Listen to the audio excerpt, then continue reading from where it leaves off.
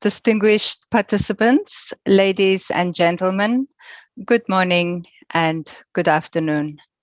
A warm welcome to the Regional Dialogue on Linking Past and Future of Regional Cooperation and Partnerships in Asia and the Pacific. It is my pleasure today to be your moderator for the opening session.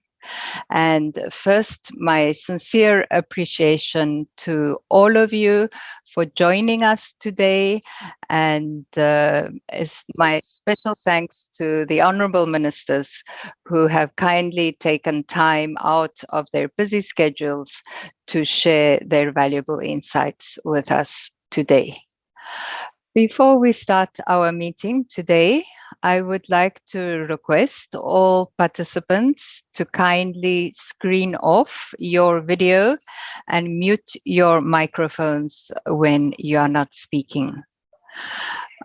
Should you wish to take the floor, kindly click the hand button, or you're welcome to type in the chat box.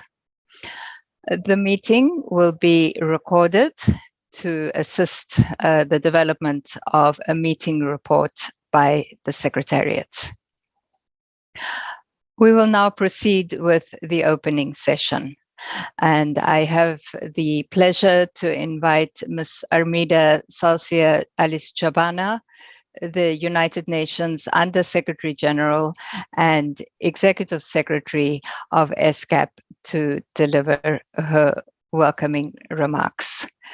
You have the floor, Madam Executive Secretary. Thank you very much, Tiziana.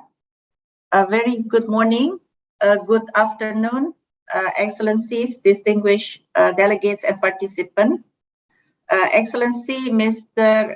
Leonpo Loknath Sharma, Minister of Economic Affairs of Bhutan, Excellency Mr. Baghdad Musin, Minister of Digital Development, Innovation and Aerospace Industry of Kazakhstan, Excellency Mr. Talatbek Imanov, Minister of Digital Development of Kyrgyzstan, Excellency Mr. Abdul Samad Muminov, Deputy Minister of Transport of Uzbekistan, distinguished participants, ladies and gentlemen, I warmly welcome you all to the Regional Dialogue on Linking Past and Future Regional Cooperation Partnership in Asia and the Pacific.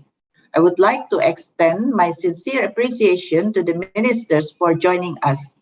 Your participation today is a testament to the importance of policy cooperation for transboundary connectivity for landlocked countries. Uzbekistan is also evidence of our renewed commitment to narrow the digital divide and bring universal connectivity that is reliable and affordable by 2030.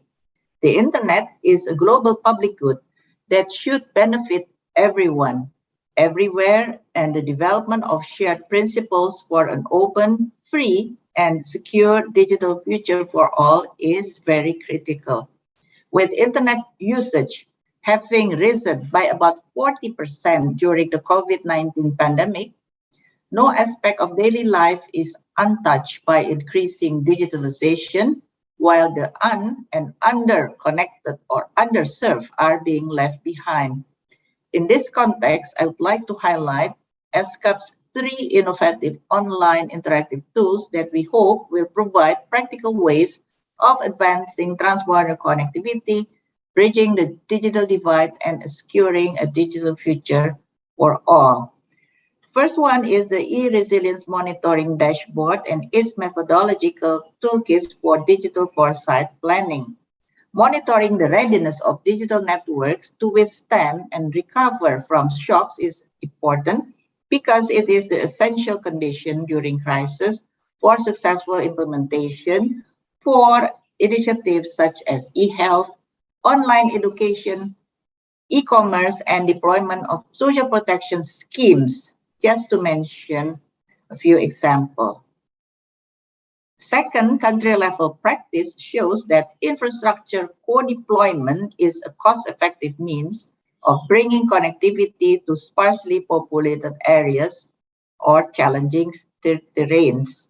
To further support regulators, we develop a partnership portal. It is a collaborative online workspace that provides information on ICT, transport and energy infrastructure pipeline projects with the potential for co-deployment. Third, ESCAP developed an infrastructure corridor simulator, which models economic corridor efficiencies. Policymakers and technical experts are expected to be able to apply this tool to over 100 potential integrated corridors. Excellencies, distinguished participants, we will need to sustain these efforts and also other innovative initiatives in the future. In this regard, I would like to convey my sincerest appreciation to our implementing partners for their support, namely CAREC of the ADB, the International Think Tank for Landlocked Developing Countries, the E-Worldwide Group, and the Ministry of Digital Development, Innovation and Aerospace Industry, Kazakhstan, the Odessa National Academy on Telecommunications, and all partners. I also extend a warm welcome to new partners, including financing institutions that have joined the meeting today. As evidence of sustaining the outcomes of the project, the International Think Tank for Landlocked Developing Countries located or situated or housed in Mongolia has expressed the intention of co-hosting the web-based tools for use by technical experts and policymakers in landlocked developing countries, while Kazakhstan has expressed interest in setting up a digital solutions center. I'm also pleased to inform you that in 2021, last year, the SPECA Economic Forum expressed support for the new online tools and initiatives.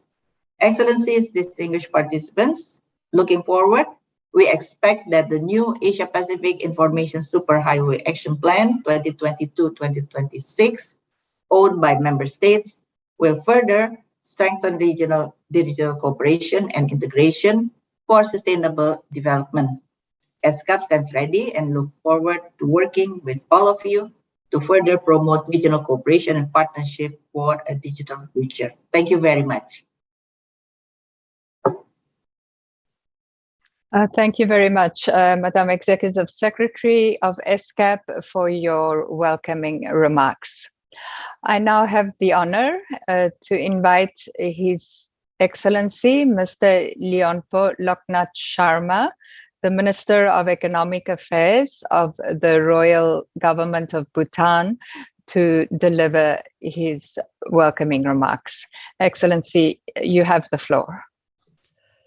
Dear Excellencies, participating in this opening session and the moderator of the session, Kuzuzangpo and good morning. I would also like to wish Kuzuzangpo and good morning to all other participants, ladies and gentlemen, present, online, virtual, whatever, physical. I feel highly honored and privileged participating in this regional dialogue on linking the past and the future regional cooperation and partnerships. This probably is the best time as we have seen the major disruption of the link that needs to be understood. I would like to thank ESCAP for the invitation, and let me also extend gratitude for ESCAP's support to Bhutan. ESCAP Secretariat, among other UN agencies, have a unique status to address regional emerging concerns, collaborations, and stimulate cooperation through its knowledge products and tools. It is understood that the conventional social trend and economic models are fast becoming obsolete. ICT had been playing a critical role and demonstrating its potential, which we might have downplayed, but no more. The role now is to embrace more and more and get ready to accept and move ahead. Therefore, the focus of ESCAP towards digitization and ICT are only going to bring larger benefits to countries like us. There is no second thought on this, and we cannot wait and miss the link. The infrastructures has to be futuristic and supportive of this development. What ICT offers is already clear, which is more so in last 2 years. The focus on co-deployment of infrastructure, linking and integration of energy and transport resources are critical for trade and commerce of every economy. Your Excellencies, ladies and gentlemen, let me share few outputs in reference to Bhutan. Through the support of ESCAP and considering cross-sectoral benefits, Bhutan actively implemented ICT infrastructure co-deployment. For example, in Bhutan, there were significant cost savings on the installation of fiber optic cables over transmission power lines, since minimal civil works are required and the rights of way were already granted. Furthermore, the time required to begin network operations was significantly reduced and damage to environmental minimal. Our investment in ICT has proved useful during the pandemic as business could upgrade to e-platform. We have improved contract tracing, travel information sharing, and telemedicine information through local apps and software. Our kids have access to coding and are increasingly becoming aware of information technology and its future around them. They're getting used to of this disruptive economy, missing links and dots, social environment through knowledge sharing and information using ICT. We are looking forward. During this process, we have been fortunate to use ESCAP resources and various tools out there, and to mention few like co-deployment of infrastructure, simulator of the smart corridors, and the e-resilience monitoring framework. The resources, tools, analytical knowledge products, and such collaborative discussions and regional dialects to forge further cooperation among Asia-Pacific, well idea, and thank you, ESCAP. Excellencies, ladies and gentlemen, it's important that countries dedicate to develop common infrastructures, including for transport and mobility, energy, ICT, and trade facilitation. Countries must work for seamless movement of goods and services among each other, and it's possible with ICT as it has no geographical barrier. The integration and collaboration of Asia-Pacific has to happen more seriously and dedicatedly. We have lots of potentials. Finally, Excellencies, as the world is going through an unprecedented crisis of COVID-19 pandemic, massive structural changes are happening in our economies and societies that might change the way we think and live. And there is where the strategic action plan for ESCAP is to continue advancing the implementation of the Asia-Pacific Information Superhighway and facilitate through our sub-regional working groups. In this practical work, our region needs to gain a new understanding and invest in cross-boundary and integrated infrastructure. We have lots of our own varied national endowments which can be best used. The region has potential to enhance in integration, for which we need to enhance our trust, collaboration, and modalities on sharing of resources and building the network better. I wish successful deliberations and a productive event and offer wishes for seamless collaboration and integration of the countries in the region. Thank you, and Teshidele. Thank you very much, Excellency Lyompo Loknath Sharma, for your opening statement. I now have the honor to invite His Excellency, Mr. Baghdad Musin, the Minister of Digital Development, Innovations and Aerospace Industry of Kazakhstan, to deliver his opening statement. Excellency, you have the floor. Thank you, Her Excellency, Ms. Armida Salsaya Alizhabana, Excellencies, distinguished guests, dear participants. First of all, I want to express my gratitude to the ESCAP Secretariat for organizing an important dialogue and on enhancing regional cooperation and partnership. We highly appreciate the cooperation with the ESCAP, especially within the framework of the Memorandum of Agreement between our ministry and ESCAP signed on April last year. Kazakhstan is constantly working on the issue of increasing the investment attractiveness of its ICT sector. In this regard, the government has set the task of attracting global technology companies to its ICT industry. In addition, today, within the framework of the National Project Technological Breakthrough through Digitalization, Science and Innovation, we enhance certain measures to develop the big data industry, introduce elements of artificial intelligence, 5G, digitalize public services, and digitally transform industrial facilities. An effective innovation infrastructure plays an important role in increasing investment attractiveness. In 2018, the Astana Hub, it's a special, technopark, has been launched with a favorable tax and visa regime, as well as other measures of state support for IT entrepreneurs. We have been creating the foundations for the functioning of a digital government with a focus on citizens and with an emphasis on data that is collected and properly processed.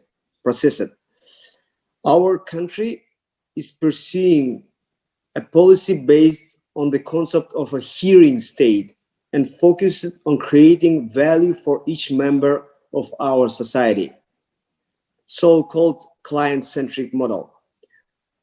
Today, electronic documents, so-called digital documents, are being actively introduced in almost all sectors of economy.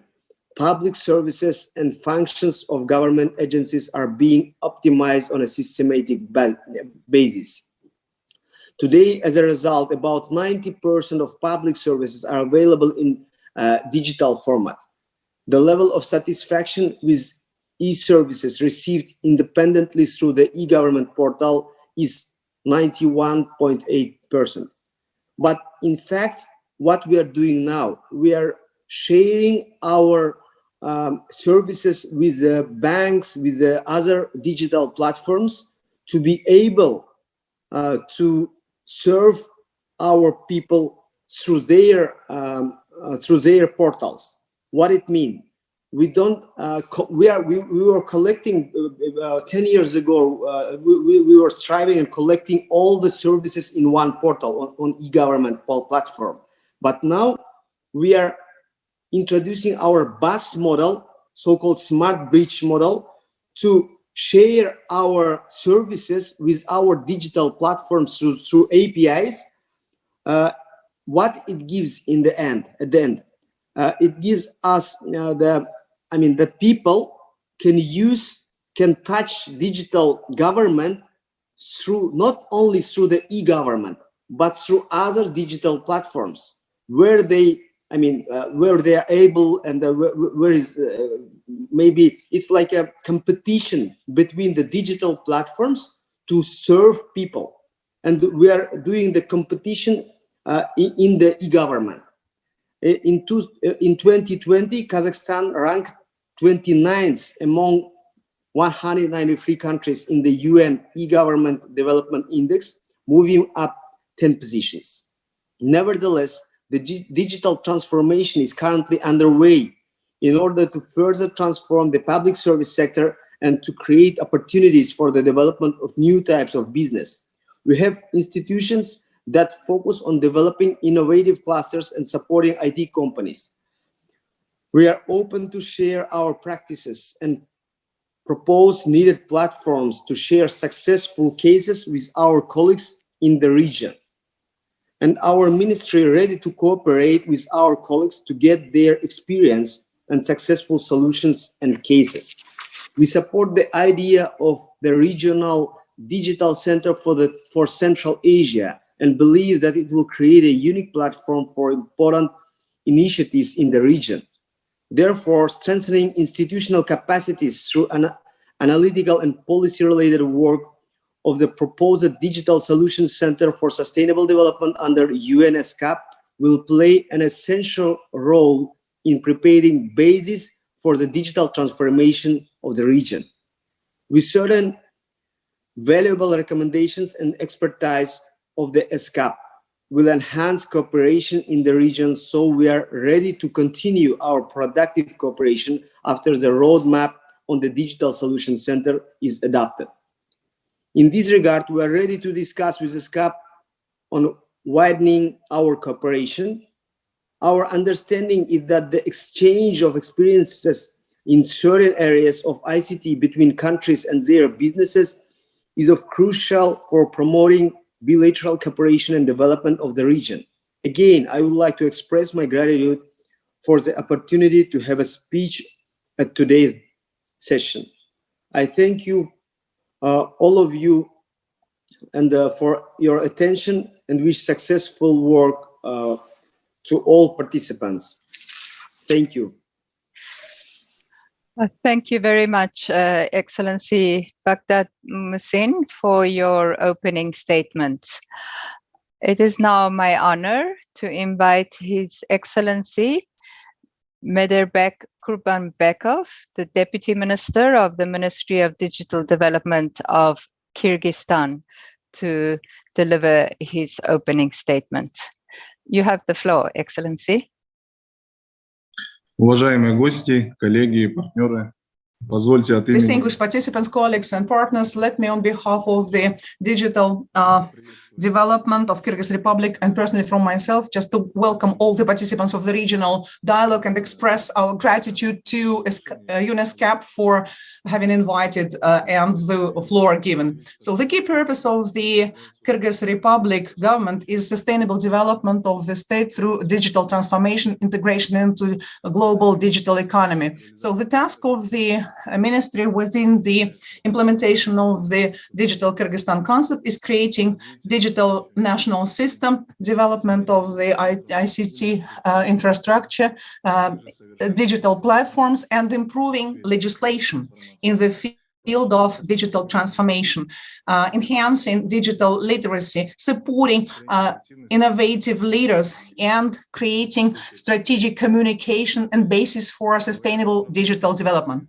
So people say that, well, when we say about the digital infrastructure, we have just to note the development of broadband infrastructure, which underpins our life. It opens new opportunities for enhancing and improving economic growth, increasing energy efficiency and quality of people's life. So the broadband access just had a big impact on the development,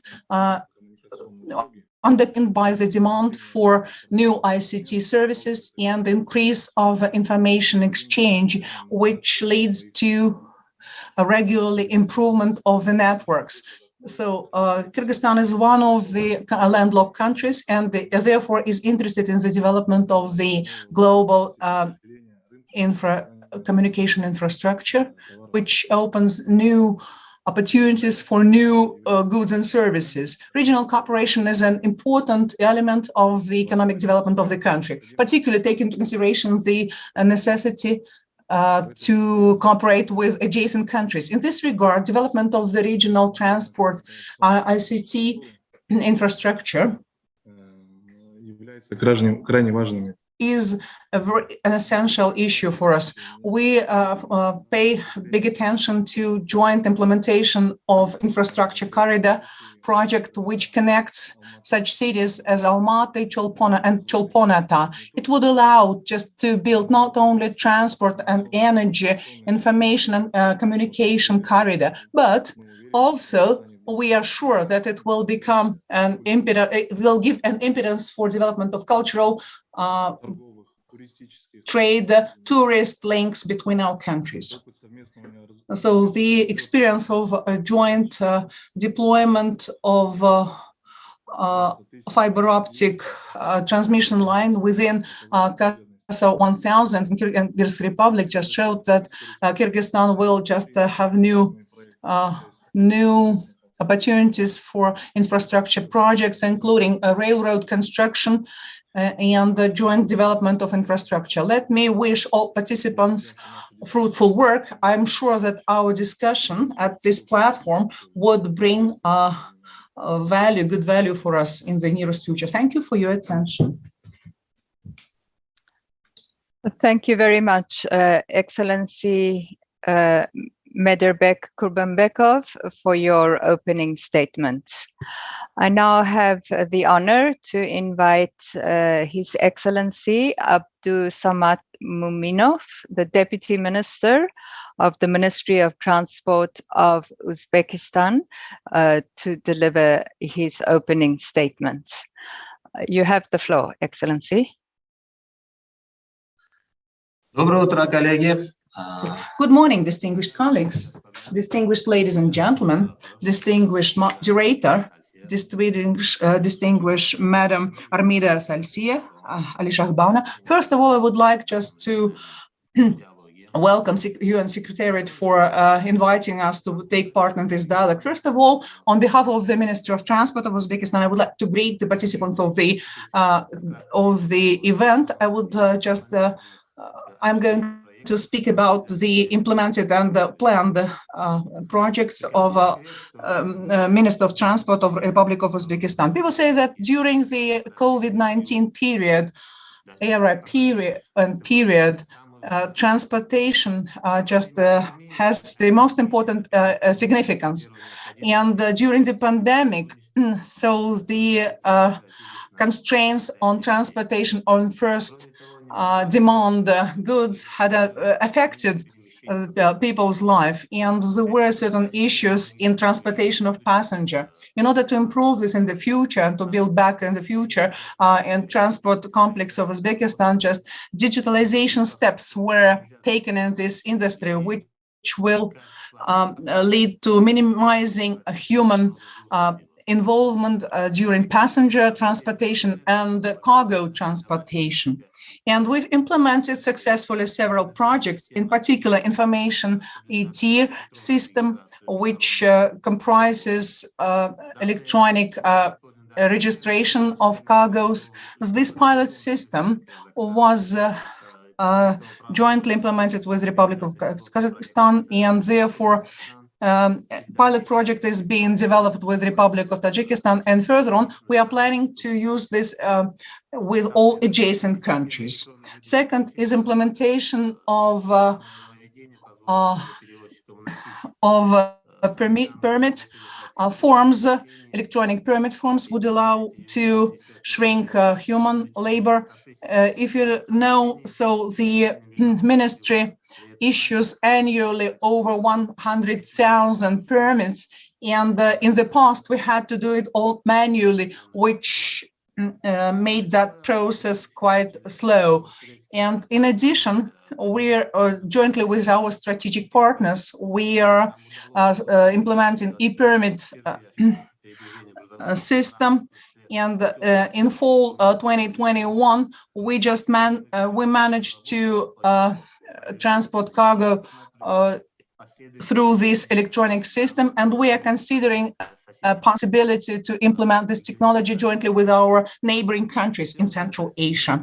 Fourth is so electronic tender system and the choosing of the passenger transportation companies, which would allow to minimize human involvement when selecting participants of the tender and providing the routes for passenger transportation, and the corruption factor would be minimized, just aimed at zero level. So the important task is to switch to the fastest implementation through international experience study.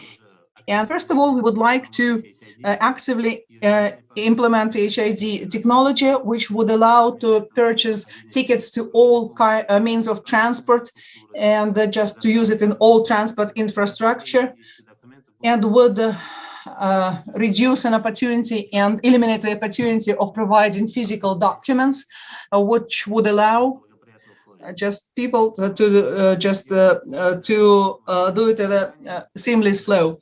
Second is creating logistical companies, which would allow to maintain relations between the customers and companies, which would allow just to improve the services of freight forwarders and the timeliness of delivery. All in all, Uzbekistan is focusing on digitalization strategy. 1 million programmer strategy is successfully being implemented. The number of internet users has been increased from 21 to 30 million people, and the coverage has been increased up to 20,000 kilometers, and the coverage with mobile internet, the whole nation is more than 95%. At the same time, I would like to say that this is unprecedented rate of transformations, and we need to link two regions, the regions of Central and South Asia, and to improve the situation with international college. As a result, under the aegis of the UN ESCAP, we have to establish the regional center for transport connectivity. This will be a platform where we will develop new operations and solutions for transport corridor operations, as well as optimization of in transport services and boosting investment attractiveness for our region in general. Thank you again for your attention, and this is it. Thank you. Thank you very much, Excellency Abdul Samad Muminov, for your opening statement. And that concludes the opening statement by the ministers today. And before we conclude the opening session, we would like to propose a group photo. And the first group photo will be for Madam Executive Secretary of ESCAP, the four ministers, and the moderator. So may I request all the speakers of the opening session to kindly turn on your cameras for a group photo.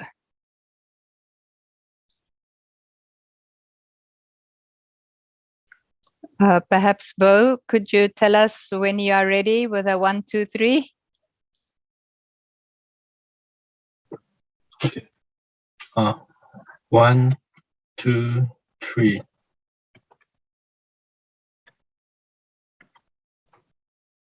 Thank you. Kumbo, could you make thank you very much. More? And the second group photo we would like to take is with all the participants. So may I kindly request all participants to switch on their screens so that we can have a photo with the whole group involved.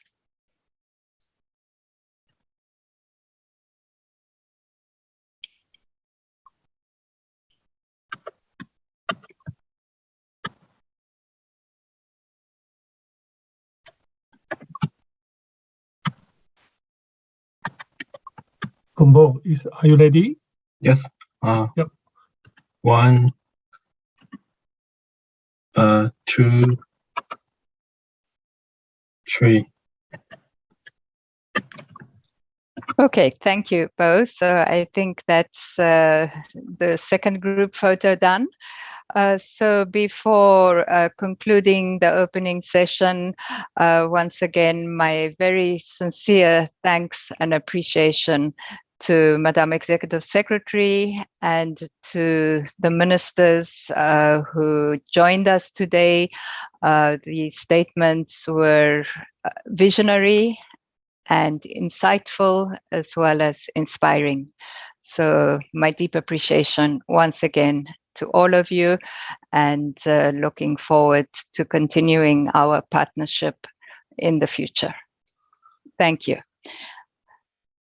We will now move on to session 2, and I will now hand over the microphone to my colleague, Aida Karazanova, who will be the moderator for session 2.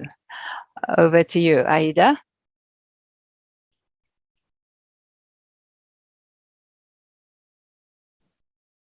Excellencies, ladies and gentlemen, good afternoon, good morning. My sincere greetings to you. This regional dialogue on linking past with the future of regional cooperation and partnerships. We will have the meeting evaluation available as a link. So we hope that you will be making assessments so we can improve our services to you in future and see where we can strengthen our work. Excellencies, ladies and gentlemen, I express sincere appreciation to our project partners on Regional Economic and Cooperation Initiative and stakeholders for more than 4-year joint journey within project activities. The last 2 years were most challenging with the influence of COVID pandemic, which is in turn forced us to rethink the foundations we need to build infrastructure to ensure connectivity and post-pandemic recovery. Our session will focus on key outputs and policy messages, including analytical tools, on integrating ICT, energy and transport sectors, social and financial inclusion. We will have 8 speakers together with me, and we will request speakers to share their blueprints. I would like now to invite Mr. Vadim Kaptur, our consultant. He's also chairman of Reorganization Commission of ONAT, it's Academy of Telecommunications in Odessa, to deliver the presentation on ESCAP tool. Thank you. Mr. Vadim, the floor is yours. Thank you very much, Aida. 5 minutes. Yeah, but it seems I cannot share the screen. Can you give me the rights of? Oh, now I have. Thank you. So, dear colleagues, thank you very much again. Good morning, good afternoon. In my presentation, I will be trying to concentrate on the special tools that were created by ESCAP for the empowering the process of deploying the different facilities within the infrastructure corridors. So we see that now we have very special times when the activities and the events are going very quickly, and especially taking into account the COVID pandemic, the process of making decision today is very different from that we have in the past, and requires for us the very quick activities and very quick solutions, especially in the deploying the new infrastructure facilities, and we have no time for the very in-depth feasibility studies as we did it in the past. And in this context, we are trying to enforce this process and to develop some toolkits that will allow different stakeholders and especially decision makers to support their decisions, especially in the developing of infrastructure corridors and in the co-deployment of different infrastructure facilities. I mean that road transport, ICT, and energy infrastructures. So today I will speak about the two tools that created by ESCAP. The first one is the infrastructure corridor simulator that based on the special methodology and the specially created databases of the labor norms and material norms that required for the deployment new or reconstruction existing infrastructure facilities such as roads, railways, energy grids, and fiber optical cable lines, and so on. This tool allows you to simulate the more than 70 different types of infrastructure facilities, depends on their types and different conditions, and especially to estimate the capital expenditures, operational expenditures, income from the technical and economical flows that we can meet on the infrastructure corridors. And with this, especially to decrease the time of decision making in this and choose the proper scenario.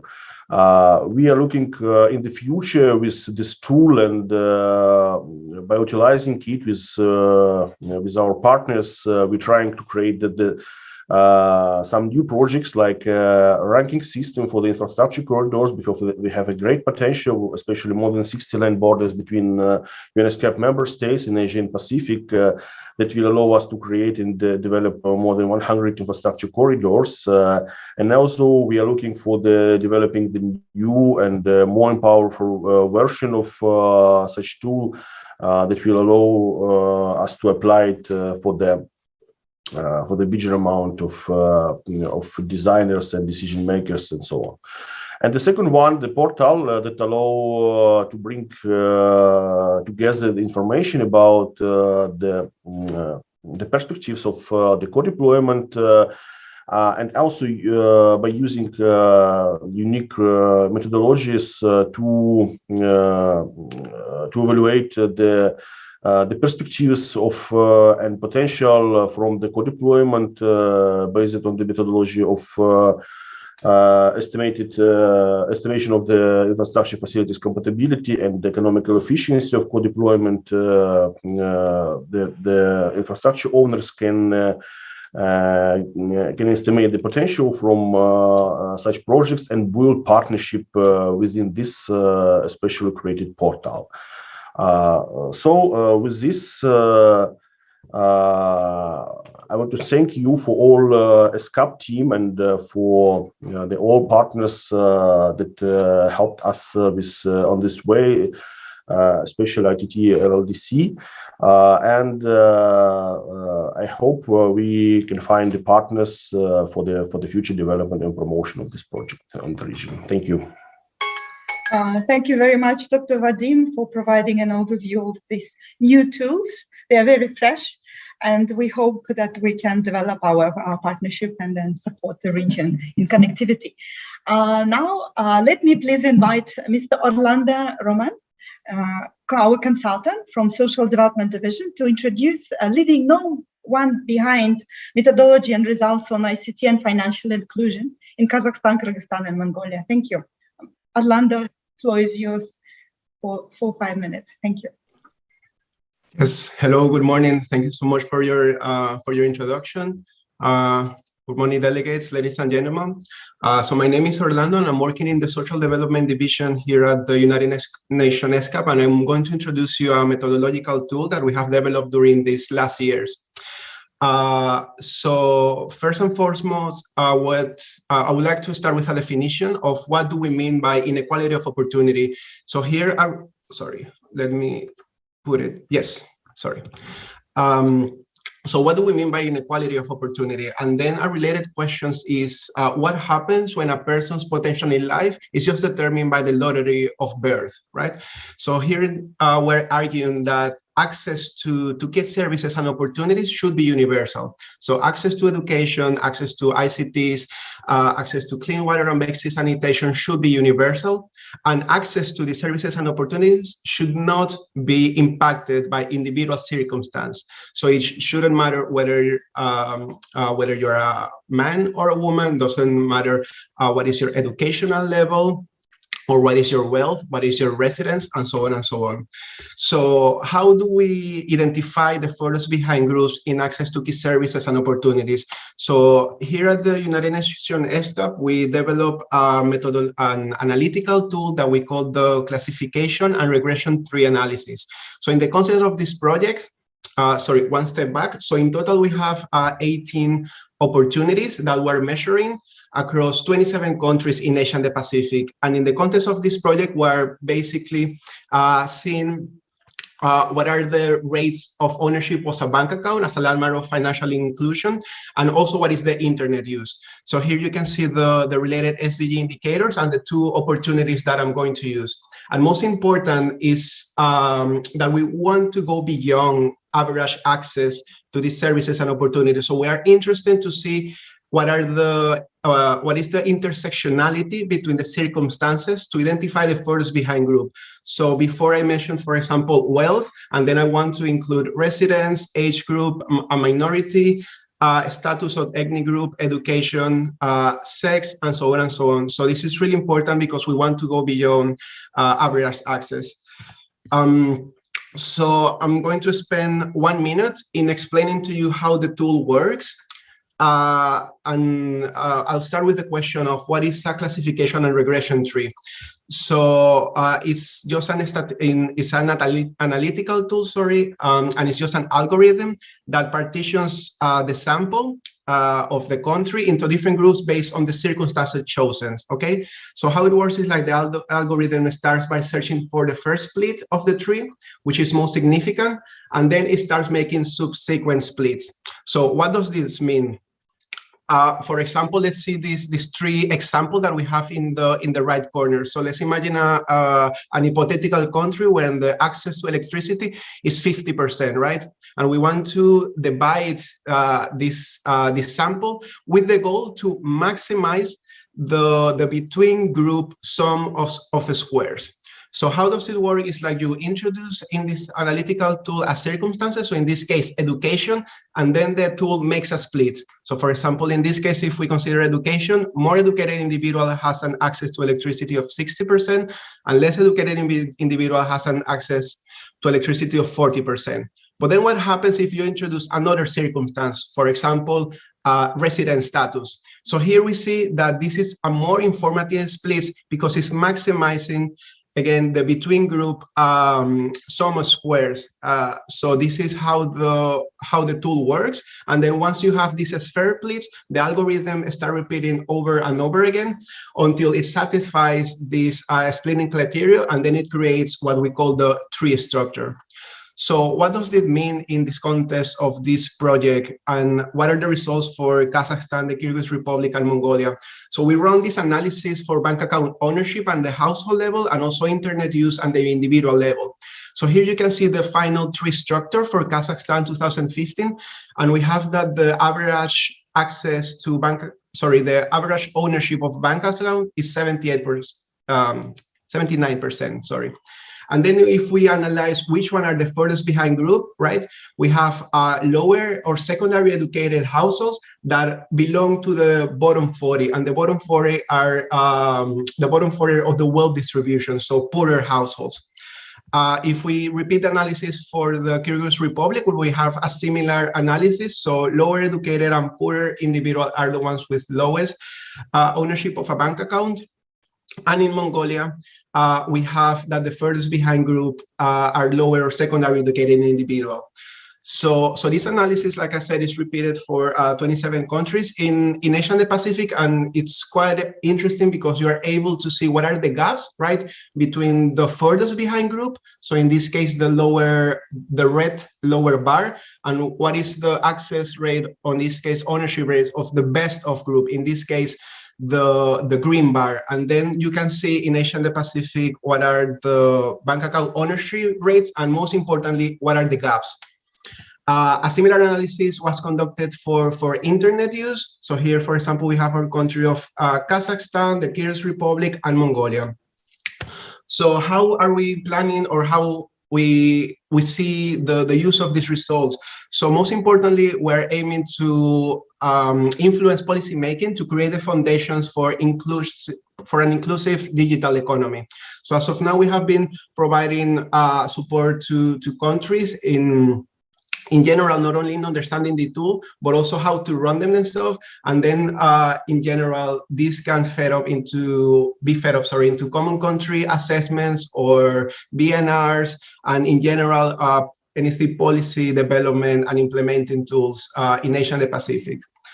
So thank you so much. I'm happy to reply questions. Thank you so much for the invitation. Yeah, I think we will shift the questions to the chat because we have limited time. We still have a lot of speakers and we would like to hear from all. Thank you very much, Orlando, talking about the social inclusion. And now I have an honor to invite Janat Salimova-Tikai to share key findings and recommendations for promoting infrastructure financing in Kyrgyzstan, Kazakhstan. Janat, the floor is yours, please. 3-4 minutes, yeah. Thank you very much. Aida, so you will be sharing the slides then? You find it easier? Okay, no problem. Um, uh, Good afternoon, ladies and gentlemen. I'm very honored to speak today to you about the findings of a recent research on the infrastructure financing, well, rather challenges, financing, and recommendations for promoting the financing of infrastructure development in two countries, in Kyrgyzstan and in Kazakhstan. And I would like to share with you some key findings and also the recommendations that we have arrived at while preparing the report. Next slide, please. The two slides that I'm going to show to you is just a snapshot of the current state of infrastructure development in Kyrgyzstan and in Kazakhstan. This one is on Kyrgyzstan. And the most important takeaway is that infrastructure needs in Kyrgyz Republic are among the highest in the Asia-Pacific region and certainly among the highest in the Central Asian region. And according to the UN ESCAP estimates, the country will need approximately 19% of GDP during until 2030 in order to fill this gap. And the most vital infrastructure needs are in three sectors: in the energy, in the ICT, and in the water supply. Oh, sorry, in transport, energy, and ICT, and the water supply. Next slide, please. And this is something for you to sort of the contrast. Kazakhstan is on the other side of the spectrum, and its infrastructure investment needs are amongst the lowest in the analyzed region. And Kazakhstan will need approximately 2.7% of GDP spent per year until 2030 in order to fill this gap. And the needs are mostly in the road sector, in the power and energy, and water supply infrastructure. Here, it is important to say that probably the differences between two countries come from its geographies. Kyrgyzstan is a mountainous country, a small country, double landlocked country, while Kazakhstan is flat, large, and therefore the transport in Kazakhstan and road sector in Kazakhstan and in Kyrgyz Republic become at the fore for these two countries, and energy as well. Next slide, please. This is also a slide that shows some contrast, especially in the three largest sources of financing. By importance, in Kyrgyz Republic, the largest source of infrastructure financing comes from sovereign borrowing from the international financial institutions such as the World Bank and ADB and the EBRD. And the second largest is FDI, particularly China and Russia. And then we have the state-owned enterprises and the PPPs and the local financial sector. In Kazakhstan, it's the stark difference is that most of the financing comes from the state budget and the SOEs, which are very similar and very close to each other. Only then do we have the sovereign borrowing, which is not necessary given the fiscal space of Kazakhstan, but rather is done in order to avoid certain pitfalls in the state procurement systems. And then we have PPPs and the local financing in financing markets. Next slide, please. This is not sources, this is challenges, sorry, a mistake, erroneous at the top of the slide. In terms of the challenges in Kyrgyzstan, the greatest challenge itself is the sheer magnitude of infrastructure needs. The country aspires to be an infrastructure or a logistical hub for the region, being at the crossroads of between China and Central Asia, and then further westwards to Europe. And those infrastructure needs are staggering in their amounts. only the two energy projects require probably around $2 billion in the hydro sector in Kyrgyz Republic. Fiscal space is the second largest challenge, which is Kyrgyzstan has experienced what's called a twin deficit, state budget deficit and the current account deficit for 3 years now.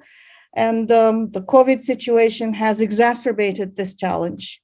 And the third important is certainly tariffs and regulation, which is one of the stumbling blocks for the private infrastructure financing to start flowing into the sector in Kyrgyzstan.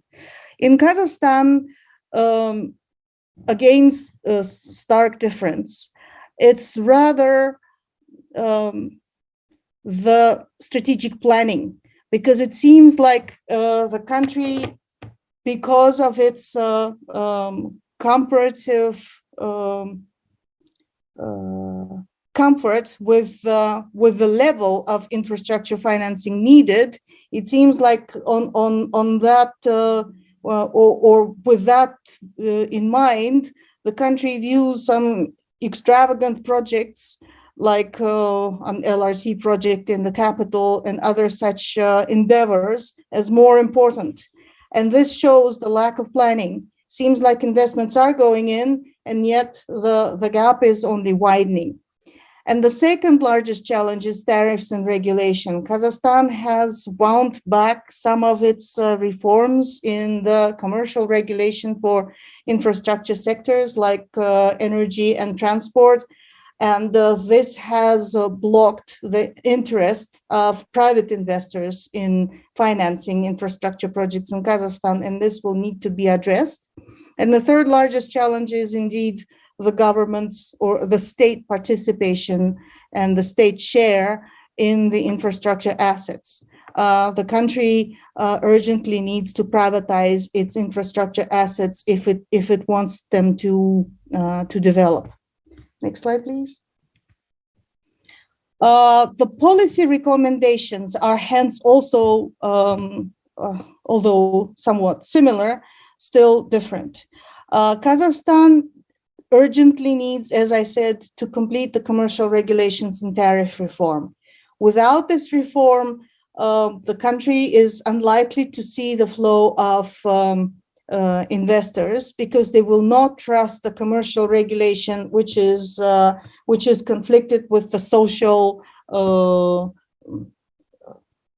considerations of the government while setting tariffs. And also, it is important to complete these regulations and these reforms, because the privatization, which is has been attempted for what, more than 5 years now. Time is up. Yeah. Mm-hmm. Well, last slide then. Last slide. Very last slide. Kyrgyzstan. Once again. Quick. Okay, well, in Kyrgyzstan, again, tariffs are important. Tariffs and managing fiscal space and improving the planning and strengthening the PPP capacity are the important elements of making sure that the financing landscape improves in the country for the infrastructure sectors to benefit. This is it. Thank you very much. Beautiful. Thank you so much, Janat. You've done it in a very short time. Dear distinguished colleagues, ladies and gentlemen, we have over 39 knowledge products for you, including 3 tools that you have learned today. And everything is available on the website. We have also compiled them as a cover pages for publications, and also the project flyers. So you may read through and ask questions maybe outside of the meeting. So the first part of this session is concluded, and I would like to invite distinguished panel to share the cases and blueprints on the theme. We have the panel from Republic of Korea. We also have speakers today from ITTI LLDC, holding Zerde from Kazakhstan, and also from the World Bank. So let me invite Mr. Sokju Kim from National Information Society, Republic of Korea. Mr. Sokju Kim has over 10 years of experience in the sector of ICT ODA, global ICT cooperation projects development management with Korean government agencies and beyond. Now he's working on ICT-related cooperation projects and other major international organizations. Please, the floor is yours. Yeah, can you do in 4 or 5 minutes? We have your slides, so just the breaking through points for everyone to consider. Mr. Sokju Kim. Okay, first of all,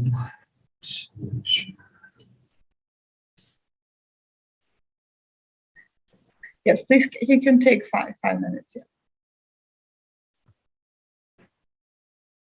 Yeah, we can see. Thank you. Okay.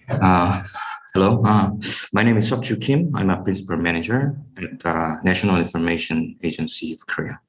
So today I will briefly introduce Digital New Deal of Korea and core components of the New Deal. Because of the COVID-19, Korean economy suffered a lot. So as a mean of recovering our economy and preparing our post-COVID era, so we made this kind of national strategy. So when you see, as you can see in the screen, Korean economy suffered a lot, and in terms of the GDP, then in the year 2020, GDP decreased like 0.9% compared to the 2019, and as a okay, so the next page. So as you can see in this graph, we were trying to keep our economic development to following the normal path, but due to the COVID-19, we stopped like endure and revive and reform. So you can see the Korean New Deal as a new strategy for national development. So first one is endure, putting some massive investment from the government to minimize economic shock by creating jobs. And second one is revive, that's getting back onto the normal growth path. And the last one was the reform, building a foundation for adapting and leading structural changes. So Korean New Deal is looked like this. So there are 3 core parts. The first one is Digital New Deal, and second one is Green New Deal, and third one is stronger safety nets. It is renamed now as a Human New Deal, and I will explain some core parts of this New Deal. So Digital New Deal contains 4 areas of focus, and we got more than 10 projects as a core projects. So the first one is strengthen DNA ecosystem. DNA, we named it as a acronym of the data, network, and AI. So we are focusing on data, building a data dam. I will explain it later. And also the 5G infrastructure. And also the second one is digitalizing educational infrastructure. And the third one, non-contact industries. The last one is digitalizing SOC. So a total of Korean won, more than 40 trillion won will be invested through this Digital New Deal, and will create millions of jobs by 2025. So this is a conceptual diagram of data dam. We collect the data using the network and IoT sensors and robots. And we put the data, gather data into a database for some big data analysis or AI applied applications for citizens. So I will explain some related things. So as I said, we obtain some images, videos, and text through IoT and mobile. And after that, we process data through data labeling, classification, selection, format change, combination, modification, etc. And we use this for some G2C sort of applications, and also for research and development purpose.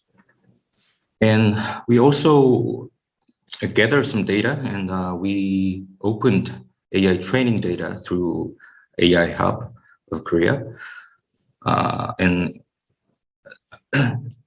sorry, there are 8 major fields, as you can see: phonetic natural language, vision, land and environment, agriculture, safety, and healthcare, autonomous driving, and etc.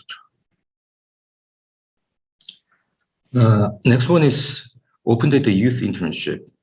This is for supporting public data opening, quality improvement, and big data through the internship. So, and the next one is data platforms. There are so many separated, scattered data platform in Korea. So we try to link the platform and integrate data with our platforms. And next one is AI-based government. We'll show you this one first. So this is related to the infrastructure development. Developing public sector services. So usually in Korea, public officials are using 2 PCs because of the network segmentation, as you know. So for external work, 1 PC, and internal work, and 1 PC. So so now we are moving it to a 5G based network, and move the administrative and public institutions to cloud. And also doing some non-contact services and promoting customized service integration too. So as I explained, now inside the public officer's office, there are 28 gigahertz small cell through the 5G network. And we are securing safety, the security of the network through the network slicing as well.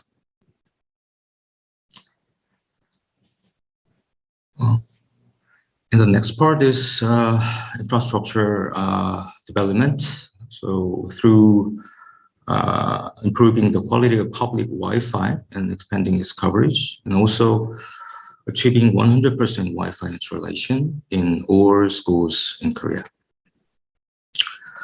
Last one, but this is really important part, promoting digital capacity of all citizens so that inclusive development could be achieved. So first one is building digital capacity centers in Korea and daily life facilities. The next one is providing comprehensive education, customized to target groups and skill levels. Through this education and centers, we are trying to create jobs by deploying professional instructors and supporters. This is the last slide I prepared. So I think the success factors could be summarized into 3 things. So first one is government leading investment, so creating initial demand to the society. And the next one is identifying new economic growth engines. And the last one is gap closing, expanding direct support from government to ensure no one is excluded. Okay, this is all. Thank you very much. Thank you very much, Mr. Seokju Kim, for the very insightful presentation. We look forward to collaborate with you more. So, dear ladies and gentlemen, we all know that You cannot have any success. We cannot have any success if your partner is not reliable. With this, I would like to introduce our partner, their reliable partner. We have been working for more than 1 year. This is the International Think Tank for Landlocked Development Countries, ITT-LLDC, and Mr. Dolgun Dot, who is the Director of Operations. Please take the floor for 5 minutes. Thank you. Thank you, Aida. And Her Excellency Ms. Amida Al-Shabana and the distinguished participants, ladies and gentlemen.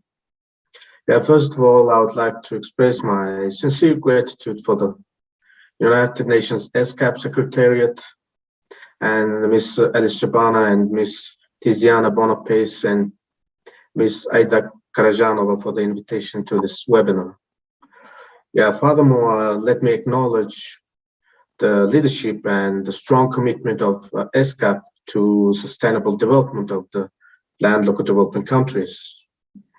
As you all know, the landlocked developing countries lack territorial access to the sea and face unique challenges in achieving their development goals. There are 32 landlocked developing countries at the world, located on 4 continents, have combined the population of 533 million, or about 6.8% of total global population. Nearly 1/3 of the population of landlocked developing countries live in extreme poverty, because there's 16 landlocked developing countries are classified as least developed countries.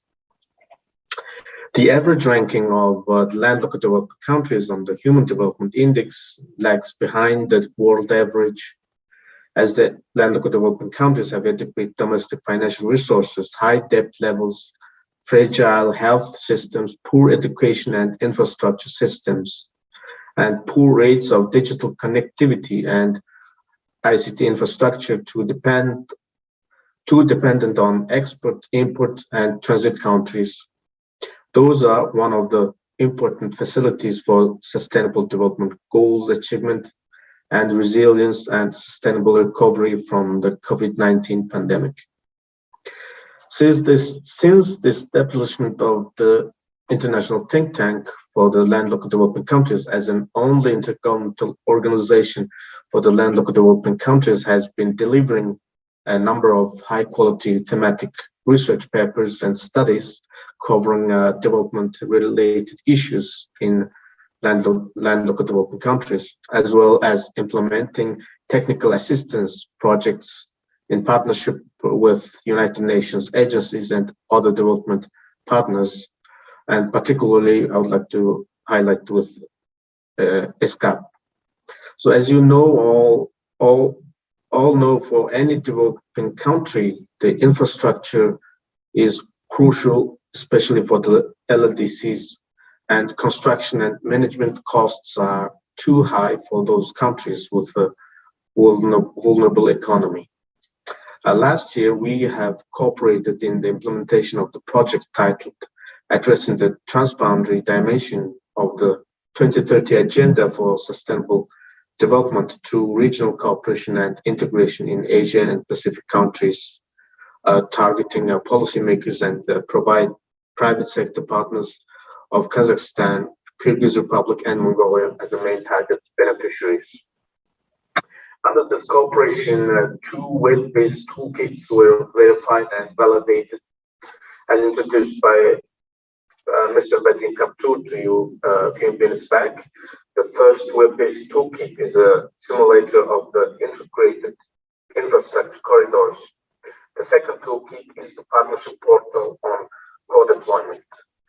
Those tools provide policymakers, developers, and owners of the ICT, road, and energy infrastructure and other stakeholders with a good opportunity to register new infrastructure facilities and find the other compatible infrastructure development projects at planning and early development stages for the integrated development of core infrastructure comprising ICT, energy, and transport, which are vital priority area of the Vienna Program of Action for LLDCs. The ITT team worked on the collection and verification of policies, data, and applicability of the methodology for these web-based toolkits, and the ITT LLC will continue its cooperation with you all and representatives of national policy-making bodies and private sector entities to facilitate the coordination and cooperation for the infrastructure co-deployment at the country level. Taking this opportunity, I would like to appreciate your valuable time and inputs for the toolkits development and further cooperation and sincere commitments to better cooperation for the infrastructure co-deployment at the country level and regional level.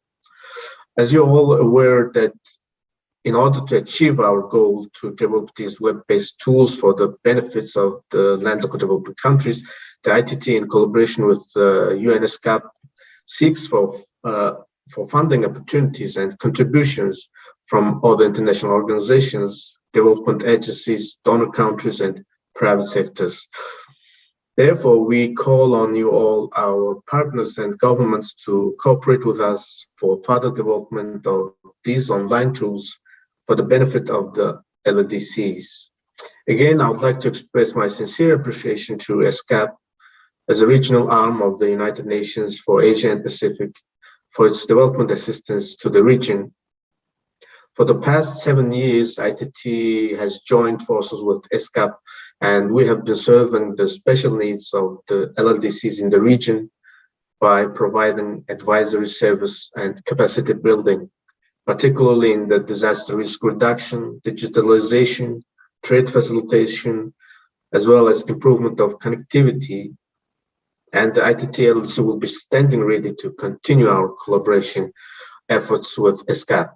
Finally, I want to take a moment to highlight the importance of the International Think Tank as the only intergovernmental organization for the group of LLDCs at the United Nations, and call on all participants to support and cooperate with us for generating and sharing knowledge, deepening collaboration, and developing analytical tools to overcome common challenges of the landlocked developing countries. I wish you all the fruitful deliberation in this virtual meeting, and thank you for your kind attention.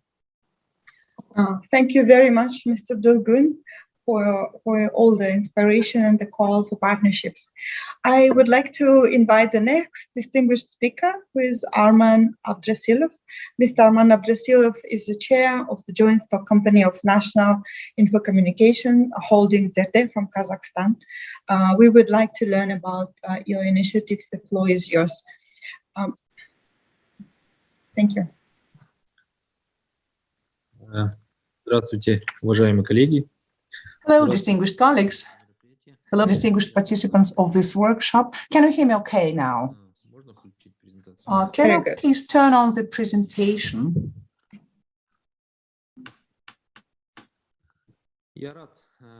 I'm glad to welcome all of you today and grateful for this opportunity to speak at such a great event. Kundanupol presentation, please. Let me thank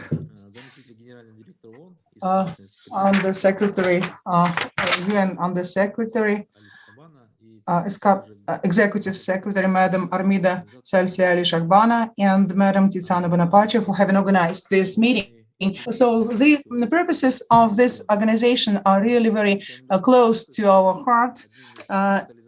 To improve inclusive and sustainable development in the region. Analytics and recommendations provided by ESCAP are one of the main catalysts of ICT development in our country.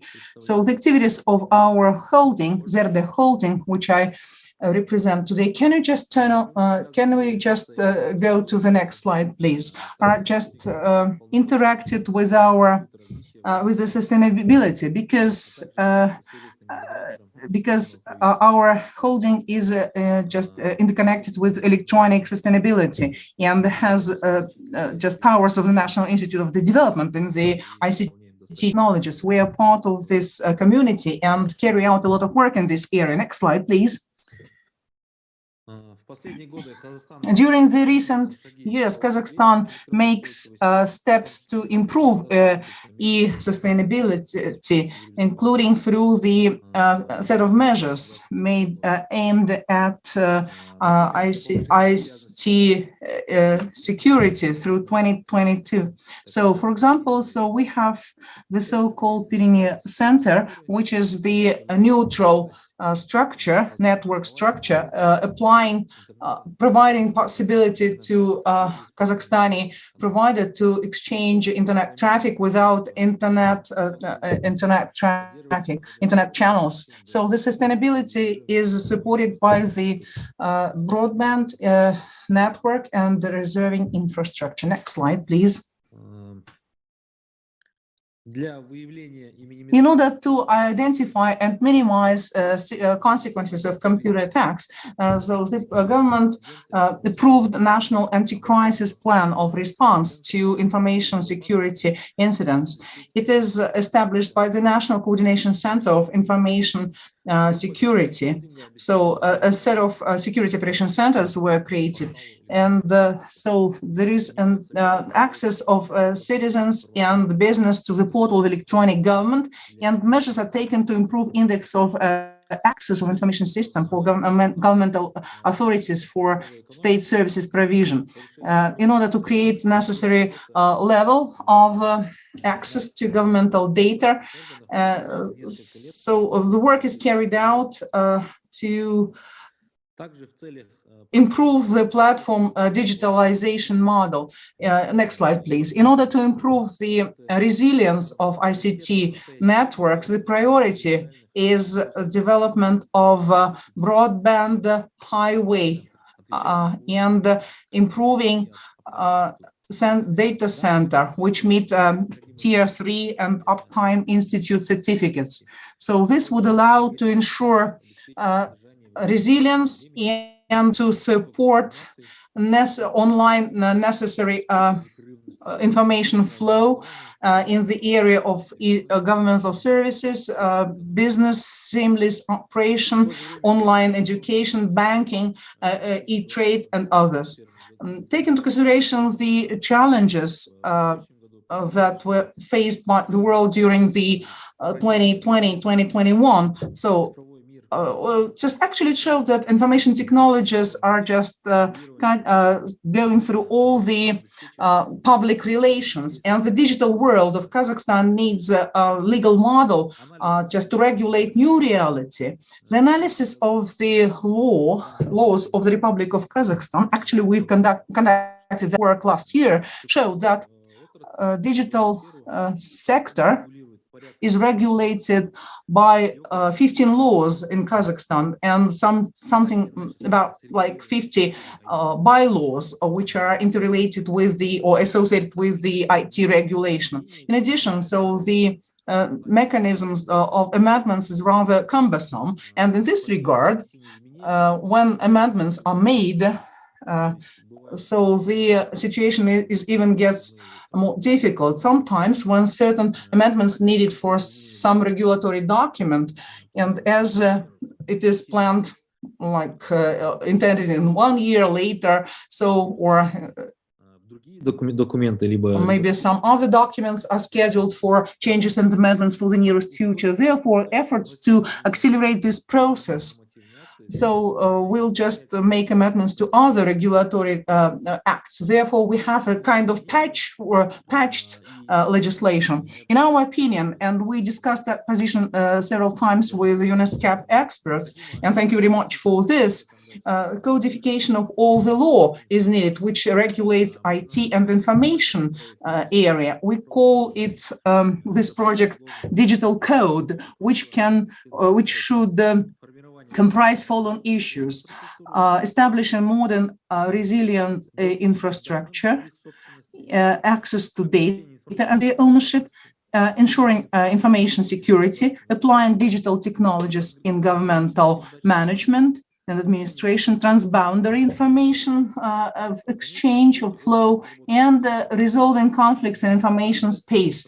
As a result, so this code would serve the would serve unifying the laws of other countries of the region, which have a similar legal system. Therefore, we just are elaborating on this initiative with ESCAP and Eurasian Development Bank, so that this initiative would be supported not only by Kazakhstan, by the region. We hope that in the future, this document would become a basis for international regulation, maybe primarily for our region and probably in the future. So our experience geography will be enhanced. Therefore, we express our gratitude to ESCAP in attaining sustainability as an organization which possesses great opportunities. And so this ESCAP is a credible organization which can just levelize so probably the local interests of countries and organizations and agencies, and would be a kind of like tertiary arbitration, which would allow just to create equal conditions for the countries. So thank you very much for once again the organizers for having invited to today's event. So ready to take your questions, if any. Thank you very much, Mr. Armand, Mr. Chair of our holding ZDE. It's delightful to see you today in person, and thank you also very much for the hosting arrangements of the Digital Almaty Forum. We've been working twice already and organizing sessions in supporting the Ministry of Digital Development. So I guess the questions we will answer after the session, and we will consider your purple collaboration very seriously. Thank you. I would like to shift, because we are overdue a little bit with time, and before we shift to a new session, I would like to invite our potential partner and good, strong partner in the project, Talant Sultanov, who is a digital development specialist from World Bank. Please share with us case studies on ICT co-deployment with other infrastructure blueprints. The floor is yours. 4 minutes, if possible. Yeah. Thanks so much, Aida. I will try to make it as fast as possible. My presentation is called How Infrastructure Sharing Can Support Digital Development in Central Asia. But then I thought there could be an alternative title for the presentation called How Can Countries Save Millions of Dollars and Years of Time While Building Fiber Optic Lines? Next slide, please. Many people are asking today, is fiber optic lines even relevant given the satellite internet, the 5G internet? And here I am using a slide from Professor Haruo Akamura's presentation, where he says that we actually need more and more fiber. Even developed countries need it. And 5G and fiber is not competing technologies, but complementary technologies. And I'd like to mention that I actually met with Professor Akamura at the ESCAP event a couple of years ago, and we are continuing our collaboration thanks to ESCAP. Next slide, please.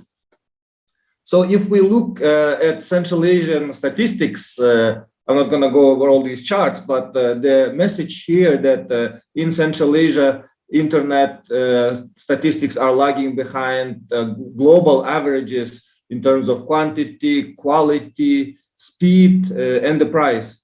And yesterday, we had a massive, unprecedented blackout in Central Asia, Kazakhstan, Uzbekistan, Kyrgyzstan. And when we asked people about this, of course, people were concerned that there is no electricity, there is no even heat at some places, but people were really concerned that there was no internet and no communications because they couldn't check on the status of their relatives. So internet is extremely important. Next slide, please. The previous speakers mentioned that Janat and Bulgun, how landlocked mountainous countries face difficult challenges, and building fiber optic infrastructure in mountainous countries of Central Asia is really costly and time consuming for objective reasons. Our countries are far from the sea. The climate gives us only a short construction season. It's difficult terrain like in Kyrgyzstan and Tajikistan, vast distances like in Kazakhstan, or Uzbekistan is double landlocked country. And at the UN ESCAP event a couple of years ago, there was a presentation by ITU, I think, which stated that building fiber optic infrastructure in landlocked mountainous countries is the most difficult in the world. And as you know, United Nations declared this year as International Year of Mountains, and hopefully together we could promote the agenda of infrastructure sharing and co-deployment in mountainous countries. Next slide, please. So it's not only objective reasons, but also subjective reasons which lead to costly and time-consuming infrastructure development in ICT. So in this picture, you see on the top of the hill, 3 competing mobile operators have 3 infrastructure facilities next to each other. Next slide, please. And in the next picture, you can actually see how fiber optic lines are being put on poles, and 2 parallel cables are running on 2 different sets of poles. So this shows how private sector operators cannot cooperate without the involvement of the government, with active involvement of the government that would encourage all the players in the market work together and actually save time and resources and money. Next slide, please. So what is required is actually better policies and regulations, like a policy called Dig Once. And this is a slide which I borrowed from John Garrity's presentation, which shows a picture in Bishkek, where there used to be perfectly nice road in this area, laid just 2 years ago, and then they dug it up because they had to put some additional infrastructure. And this way the road stayed for 3 years. It's now there is asphalt, but I am confident that they didn't put the internet cable in it. But we need to realize that putting internet cable, the biggest cost is not the cable, but actually digging. And the longest time, it's actually getting all these permits to do the works. And there is one good example in Afghanistan. 10 years ago, they adopted a law regulation that says in any infrastructure projects, be it a road, energy, anything, there has to be internet cable included. And there is a World Bank road construction project that did the co-deployment of internet cable with the road construction. Next slide, please. So in addition, we need to, in addition to Dig Once policy, we need to encourage infrastructure sharing. This is another case where mobile operators are building towers next to each other, or when they could use one tower and put their antennas. Next slide. And what's really interesting, this is the same area. To give electricity to these towers, they had to build each one different electricity lines and electricity poles. So, this shows how really there are externalities in, the infrastructure building in Central Asian countries. Next slide. This is actually last slide, and I wanted to mention that not only the government, we shouldn't expect just the government to do these policy and regulation reforms. I think the donors need to coordinate and help government to build infrastructure and co-deploy infrastructure, because even within development organizations, maybe there is missing cooperation, and between development organizations, I think there need to be more collaboration. And in the World Bank in Kyrgyzstan, there are at least 3 infrastructure projects that are, currently doing the joint co-deployment of infrastructure. It's Digital Central Asia, South Asia project, which brings internet connectivity. It's CASA 1000 electricity project. You can see on the lower right corner the map of the CASA 1000. And it's Central Asia Road Links projects, CARS 3. It's a series of projects which connect Central Asian countries to each other. And in some of these sections, there is consideration of putting fiber optic lines along these infrastructure projects. And last slide. This is the concluding slide, and we'll be happy to have follow-up discussions afterwards. Thanks so much, Aida. Thank you very much, Talant and colleagues from the World Bank. I would like to conclude this session with a highlight. To strengthen policy cooperation between landlocked countries, policymakers really need to use mechanisms of transport, energy, ICT, transboundary connectivity with social and financial inclusion. Infrastructure for deployment and simulation tools are actually offering cost-effective means in bringing connectivity to sparsely populated areas or challenging terrains. Now I would like to hand over the mic to my next colleague, Mr. Michael Williamson, Chief of Section of Energy Division, who will moderate the next session. Thank you. Thank you very much, Ida. So, Excellencies, ladies and gentlemen, sincere greetings to you for this dialogue, the regional dialogue on linking the past with the future of regional cooperation and partnerships. So my name is Michael Williamson. I'm a section chief in the energy division of ESCAP. I really would like to appreciate our RESI project partners and stakeholders for all of their efforts over 4 years. The last 2 years of which, of course, were very challenging because of the COVID-19 pandemic, which has really forced us to rethink these issues of resilience, of connectivity, and also about the post-pandemic recovery. So this session 3, focuses on the resilience of connectivity and recovery, including the resilience of the energy, digital, and transport infrastructure to extreme and disruptive events, including the e-resilience monitoring framework. In the first part, we'll be presenting research done by colleagues in ESCAP from 3 different divisions. After that, we will have our distinguished panel of experts who will share some of their blueprints and case studies. So with that being said, I would like to invite back to the floor Ms. Ada Karazavona, Economic Affairs Officer of ESCAP, for her presentation. I hope you're not too tired, Ada, but the floor is yours. Thank you so much, Michael, and the moderator. I will try to fit in a few minutes and share with you. I'm actually excited to share with you this online e-resilience monitoring dashboard. We have put a lot of work in it. It's online, it's interactive. You can put the next slide, please. And it's collecting a number of indicators and among different pillars.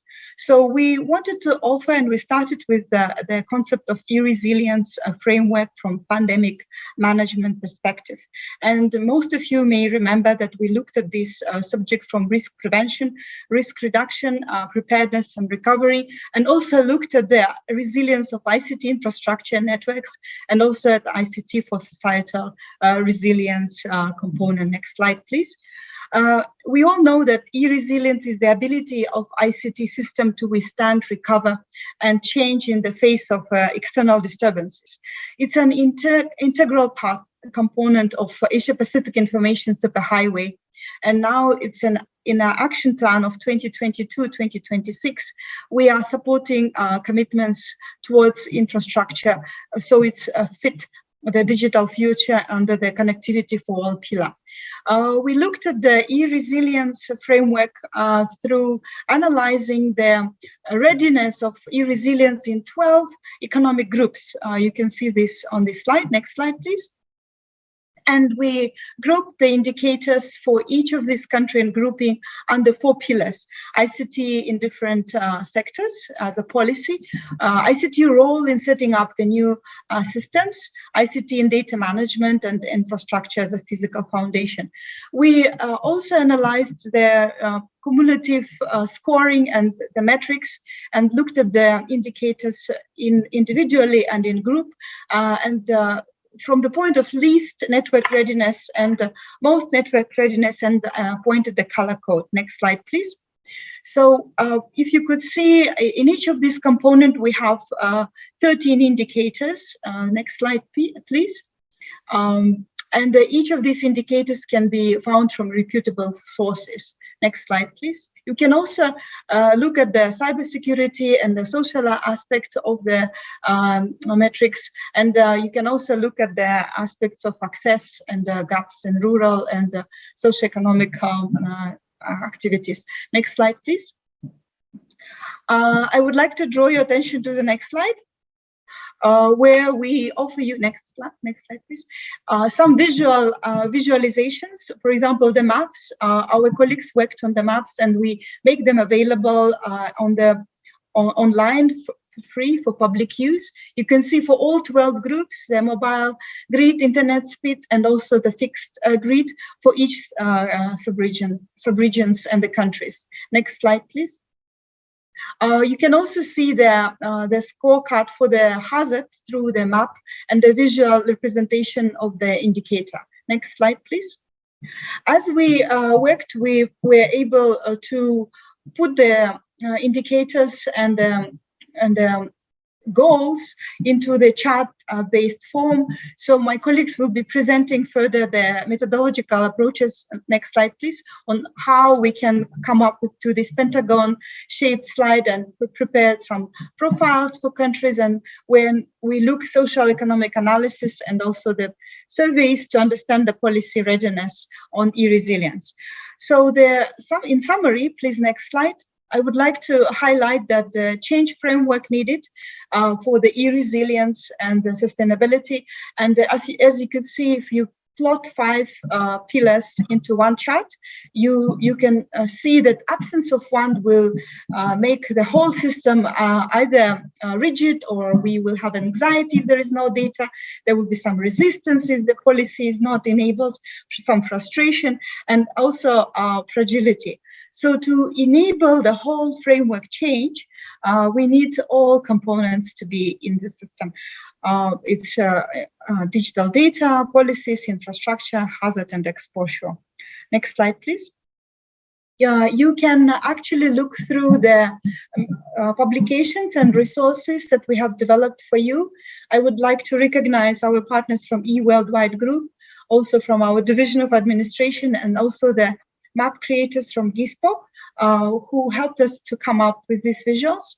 And to summarize, I have 5 points. You can read them through. And the main point out of 5 is the membership-led process to continuously update the data. With this data, we can improve the toolkit, we can do the future pace, and we can do the regular monitoring and time series analysis of our preparedness, so we can be ready to be more e-resilient by 2030. Thank you very much.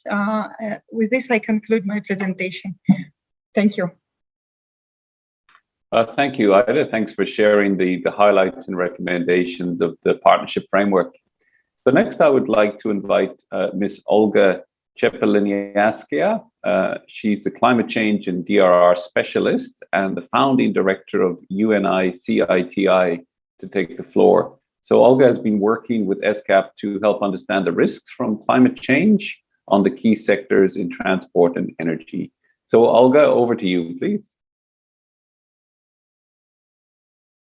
Yes, good afternoon, colleagues. Thank you very much to my ESCAP colleagues for inviting me and giving me the opportunity to share the outcomes of my work today. So I will take a few minutes to walk you through the key aspects of analyzing climate change vulnerability and effects on the energy, ICT, and transport sectors in Kazakhstan, Kyrgyz Republic, and Mongolia.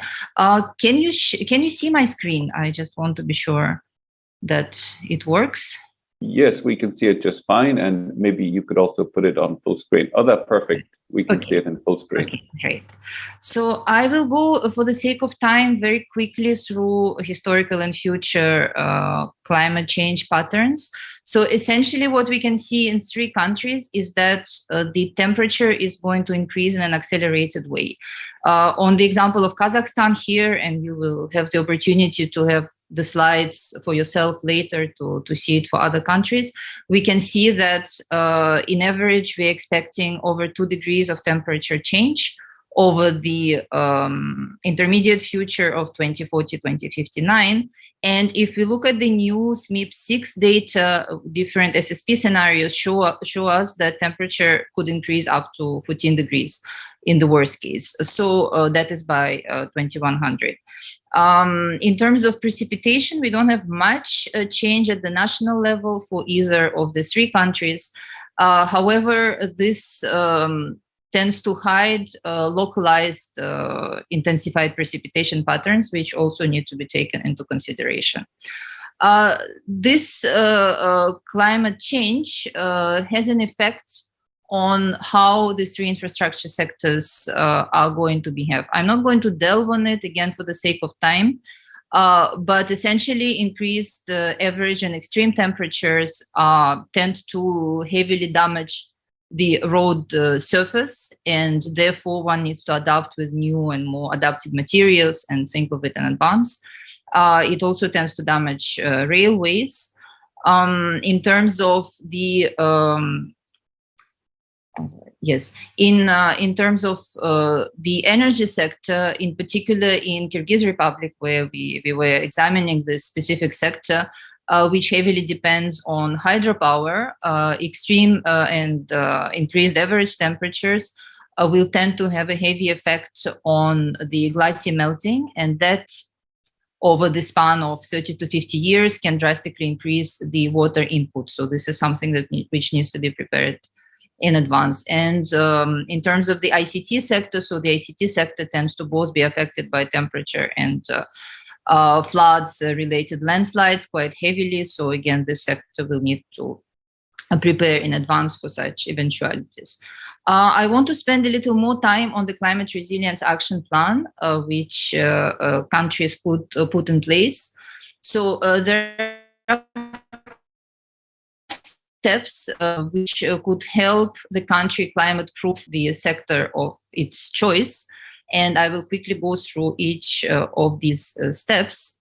So essentially the recommendation would be that the country could start with just the 3 selected key assets in each sector and make them pilot projects so that learnings can then be later incorporated into a holistic sectoral action plan and policy recommendations. So the first step is to understand the climate exposure of both present and future sectoral assets. So here it says energy, but it can be applicable to any sector indeed. For this, it is important to use the GIS tool in which one would locate. I maybe just immediately step into an example. This is an example of a project on which I'm currently working on for the ADB. This is at the city level, but it can as well be done at the country level. So where you map in GIS the location of different assets, and you also map areas of vulnerability. Here, for example, we mapped landslides from very high susceptibility to moderate and low susceptibility. So we immediately can see which assets are vulnerable. Same goes for future assets. If we plan to place an asset in a specific location, we would want to know to what extent this location is vulnerable.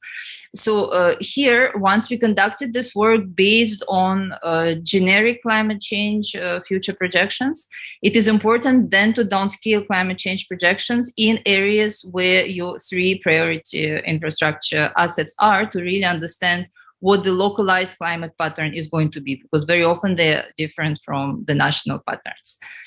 This is exposure. Now coming to vulnerability, not only we want to understand whether assets are located in a vulnerable area, but we also want to understand whether the asset is able to respond to future and present climate vulnerabilities, climate risks or not. So there is also a process where one would assess how the asset is prepared.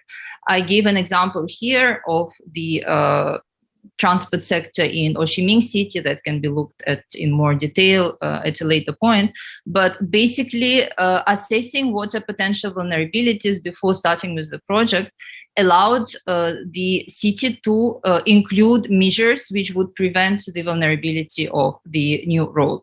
And this is much more cost effective doing it at the project design stage than once the project is in place and getting hit by various disasters to provide repair and then incremental resilience measures.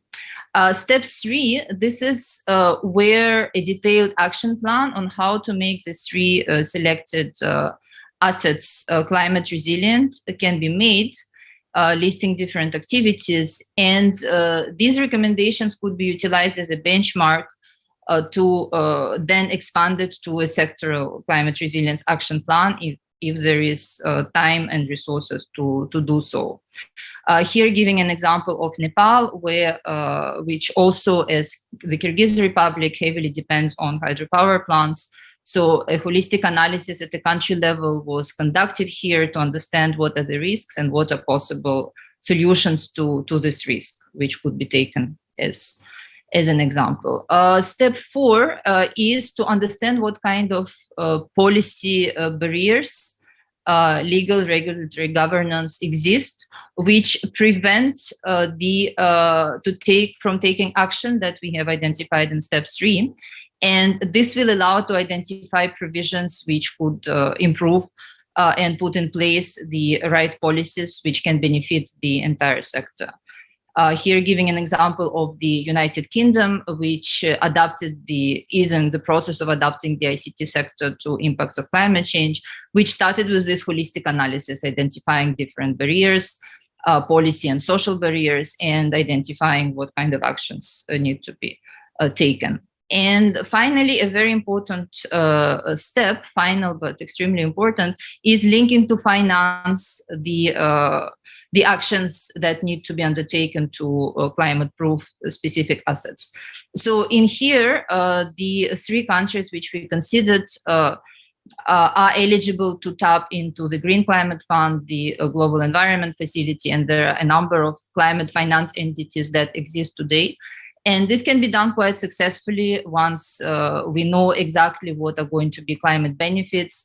I'm just giving an example here of a project I recently completed for the Kyrgyz Republic, where we requested funding to establish a assessment and action plan for the Kyrgyz Republic. The project was successfully awarded and is now in the process of setting up an implementation team. Thank you very much for your attention. I'm available for questions if there are any. I'm sure my colleagues at ESCAP can forward them to me, and I will be happy to address them. Wonderful. Thank you very much, Olga, for presenting the outcomes of this report in a very concise manner. So next, I would like to invite Ms. Madhu Sarkar-Swaiskud, who's Economic Affairs Officer in ESCAP, to deliver her remarks on a new ESCAP capacity development tool, the ESCAP Risk and Resilience Portal, that can help sectors understand risks from hazard and climate change. So Madhu, the floor is yours. Thank you very much. Can you hear me properly? Just fine. And can you see my screen? Yes, we can. Perfect. So thank you, Michael, and thank you, distinguished participants. Very good morning, afternoon, and evening. I just wanted to sort of start by reiterating what my colleague Olga just presented, in that, you know, climate change is an issue that's going to be impacting various sectors more and more, and especially to build resilient connectivity sectors such as infrastructure, as well as ICT and transport. Climate change is a risk that needs to be taken into account. So I would like to take a few minutes to showcase a new capacity development tool that we have built called the Risk and Resilience Portal. And we've developed this to support countries make decisions and risk-informed decisions in the face of uncertainties increasing with climate change. You know, with the advent of frontier technologies such as big data analytics, data mining, machine learning, artificial intelligence, these huge amounts of data are getting transformed into information about land cover, population, natural resources, hazards, etc., by the scientific community. But there really is a need for these to turn into informations and insights for policymakers. So our portal provides this actionable and user-friendly information for the Asia-Pacific region, including the 3 target countries that we have for our RACI project. And through the integration of data from multiple existing and validated sources, the portal can help various infrastructure sectors answer 3 key questions. So the first question is, how can I see in one snapshot where energy and transport infrastructure intersect with the climate hazards, as well as populations that are most affected by these hazards? So as Olga was saying, it is very important to map out locations of vulnerability. So using multiple data sources, we have created these user-friendly maps for current risk scenarios, as well as under 2 climate change scenarios. And here we see the risk scenario for extreme heat under a moderate and worst case climate scenario in the North and Central Asia subregion. And we see that Kyrgyzstan, for example, has quite high risk under both moderate and worst case climate change scenario. And the portal has similar GIS-based mapping analysis for floods, drought, and other multi-hazard scenarios. So countries can see their exposure of transport, energy, as well as health infrastructure and compare it to other countries in the subregion. And this can support evidence-based transboundary cooperation in key sectors like energy and transportation, especially among countries with similar exposure and risk profiles. More importantly, the portal really provides estimation of adaptation costs and priorities for all countries in the Asia-Pacific region.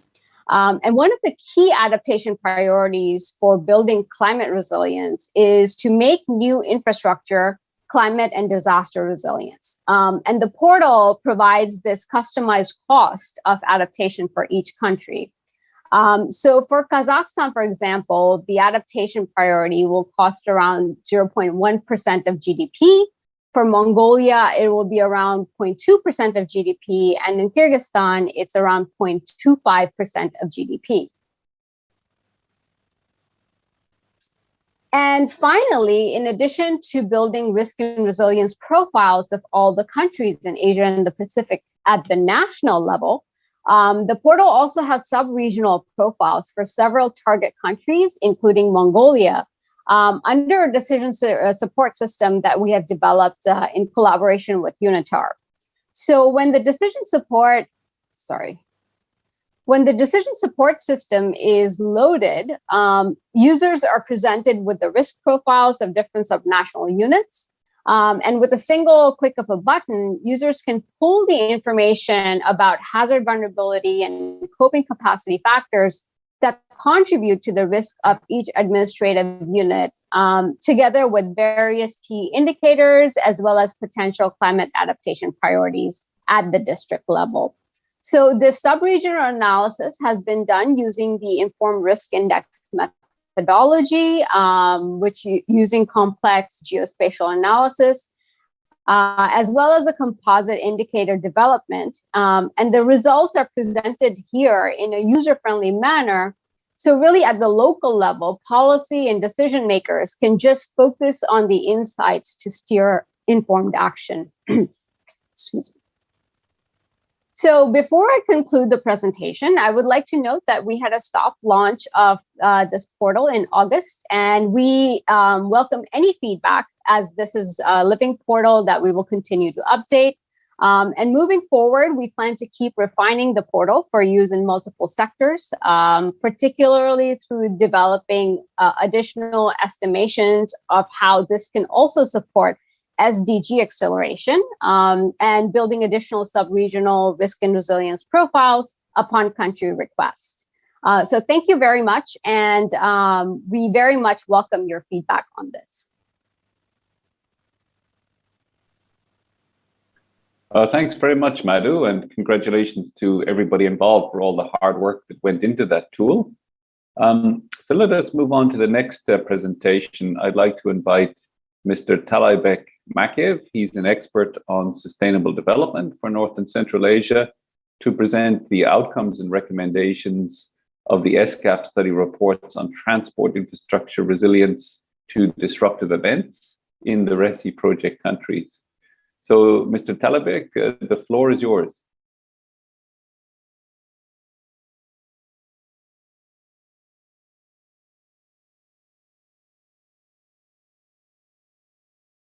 So I'm not sure if Talaybek is online or if he can hear us. Are you there, Talaybek? He's online. Yes, he's online. He is. Okay, let's just give him a few minutes, a minute or so, if he can. Good afternoon, Excellencies, distinguished participants. And I'm Talevek Makeyev. And can I just one?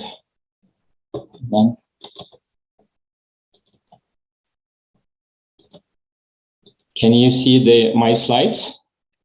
Oh, yes, we can. If you'd be kind enough just to make them full screen, that would be wonderful. Thank you very much. And first of all, I would like to thank the ESCAP Transport Division for the experience and endeavor and through development of this report.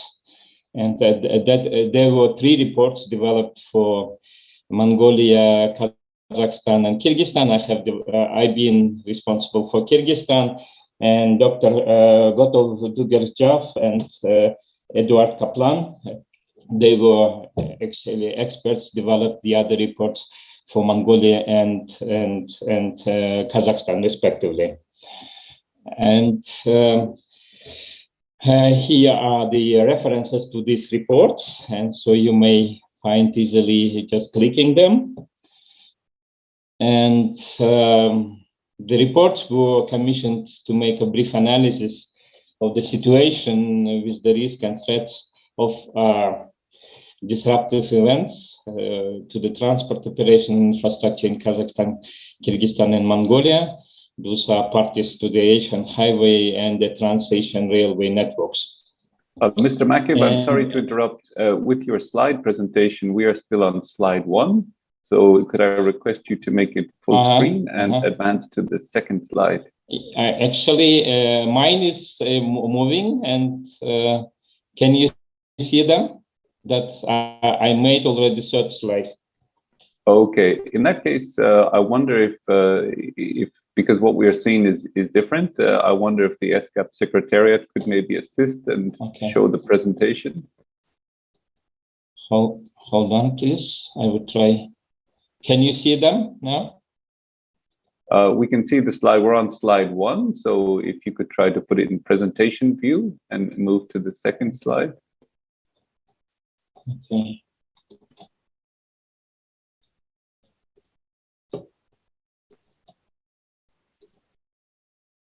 Perfect. Okay, so now we're seeing full screen and we're on slide 1. Now we're on slide 2. That's perfect. Okay. Please proceed. And as of the impact of COVID-19, Kazakhstan had 2.5% decline in GDP, Kyrgyzstan 14% decline in GDP, and as of the half year of 2020, Mongolia had almost 10% of decline in GDP, and then actually the transport sector and tourism were the main contributors to this decline in Kyrgyzstan. And Kazakhstan was more or less successful, and so comparing even global average, which was more than minus 4% of the decline. And then actually the transport sector, in one hand, was more or less stable, and plus in service sector, the internet trades and e-governments, e-education were the contributors to the stabilizing the economy of the country. And here actually request forgiveness of Janat for using the same actually graph, which shows the status of the quality of the infrastructure in Kyrgyzstan, Kazakhstan, and Russian Federation, and then actually accept the electrification rate and some negative exposures to the unsafe drinking water, and Kyrgyzstan is lagging behind much comparing to other countries. And in one hand, this is the price of the mountainous terrain and high mountains in the country, dividing the country to the separate regions, and then the difficulties in developing of the infrastructure. And main lessons learned of the COVID. First, the countries were not prepared for such pandemics as COVID-19, and legally, regulatorily, and as of existing programs and development programs and plans, countries were not well prepared for such pandemics. At the regional level, the cross-border operation was for freight and passengers to be revisited. Actually, the fast-track joint border and custom treatment, less paperwork with less contacting and remote scanning, and the use of the modern digital technologies are necessary.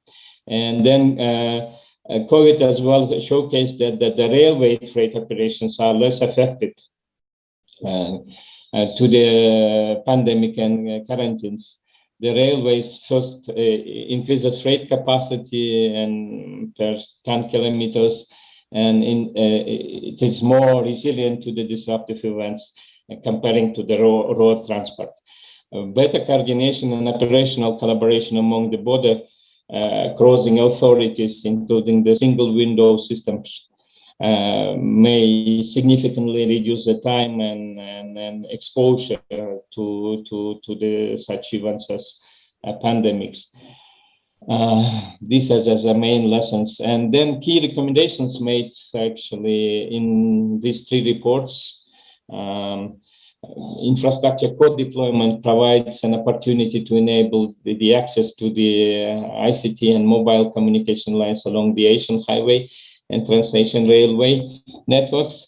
It is important to increase disaster preparedness and risk reduction upon operating transport corridors.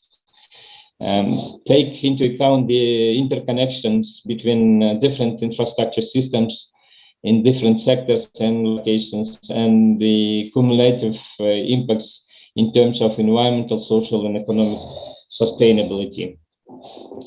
Digitized transport operations is an important measure, actually, which may actually effectively mitigate the impact of such events as pandemics. Develop long-term and strategic principles for environmental friendly and healthy transport systems based on sustainability and resilience. Organize as necessary the regular intersectoral international meetings to exchange experience. And for the region, for the Central Asia, it can be done through the SPECA. And the transport and health authorities are to put efforts to cooperate more in order actually to make roadside medical services available and health services available, and to use actually to increase safety of road and transport operation. The use of online services such as telemedicine is important as well. These are recommendations made by this report. Thank you very much for your attention. Wonderful. Thank you very much, Talabek, and also to the other ESCAP colleagues for their presentations. So I guess that brings to a close kind of the framing part of this session. What I would now like to do is to move to the distinguished panelists to ask them to share their ideas, thoughts, and their experiences about the resilience of connectivity and post-pandemic recovery. So firstly, may I invite Mr. Zorikto Gomboin. He's the leading specialist at the Radio Research and Development Institute in Moscow, Russian Federation, to share the methodological guide for monitoring the e-resilience.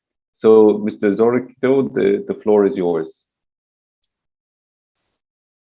Thank you very much. I hope you can hear and see me well. And I hope we can see the slides as well. So yes, just fine. We can see the slides. I think the connection is erratic today, so I will turn off my camera so you can hear me well. So, dear colleagues, good day, good morning, good evening, or afternoon. My name is Zorik Tokampoin. I'm from Russia Radio Research and Development Institute. Today I'm going to present you the results of work conducted with UN ESCAP on measuring the e-resilience. Aida has shown already the general overview of what is e-resilience, so I will jump directly to the measurements. As was mentioned today a couple of times, statistics are vital. The only way to achieve a meaningful progress is to understand what we have now and set measurable goals to achieve in the future. And stable and trusted measurement with a good defined score is the goal that we try to achieve. Today, I'm going to present to you a methodology developed in support of e-resilient measurements and showcase what is possible to achieve with the help of this methodology using the example of 4 pilot countries: Kazakhstan, Kyrgyzstan, Mongolia, and Tajikistan. So the main considerations behind the methodology are, firstly, the measurement utilizes existing indicators, which means we save ourselves from duplicating the work that has already been done by the external agencies. It also saves a lot of money, of course. Second point is quite straightforward. The measurement is intended for self-review and is not suitable for country-on-country comparisons. And the reason for that is we don't need another competition event. Everybody has strong and weak sides, and I will show how this tool can identify these strong and weak sides in the country profiles. The idea, of course, is to create a starting point for future work. So we try to involve partners with clear and simple methodology, and this baseline can help us to cooperate and partner. And the methodology is envisaged as an evolving tool, of course, and it will change according to the needs of the member states. So we don't try to measure for the sake of measurement, and the measurement, we understand that it should be useful. So you can see on the screen a snapshot of an online dashboard for which a number of actions were performed in line with this methodology, and I will outline them in the next slide. So the data set was updated with the newest data collected. So the regional source was identified for each indicator, and intermediary values were replaced where possible. Secondly, the values were normalized via min-max method to a 0 to 100 scale. That way, all the indicators are comparable to each other. Now, thirdly, we impute the missing values based on missing at random assumption via international statistics method of callback imputation and complete case analysis. This helps us to combat the problem which is always present of the missing data. Fourth, we weighted the weighting was performed with equal weights approach. It's a very simple and clear way to approach weighting. In the future, we might think of more nuanced approach, maybe give one or another side of e-resilience more weight, but right now the benefits outweigh the cost, and we use just the simplest approach possible. And lastly, the resulting score was visualized via radar chart or pentagon chart, and the visualization were also supported by more in-depth country profiles. Let's look at them more closely. So on the country profiles, we have first Kazakhstan, and as you see, Kazakhstan shows a solid performance across all pillars of e-resilience, and regarding the infrastructure, 5 out of 6 individuals residing in Kazakhstan are internet users. More than 83% of Kazakhs actively use mobile broadband. Kazakhstan is also one of the global leaders in terms of affordability of mobile tariffs.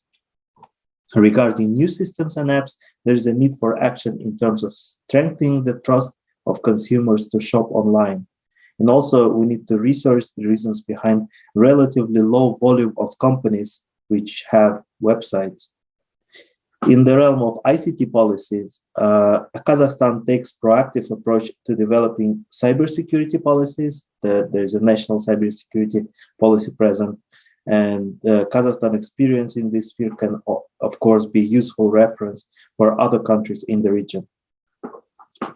In the ICT data, Kazakhstan has powerful and popular e-government system, and there is a high level of ICT skills proliferation among the population.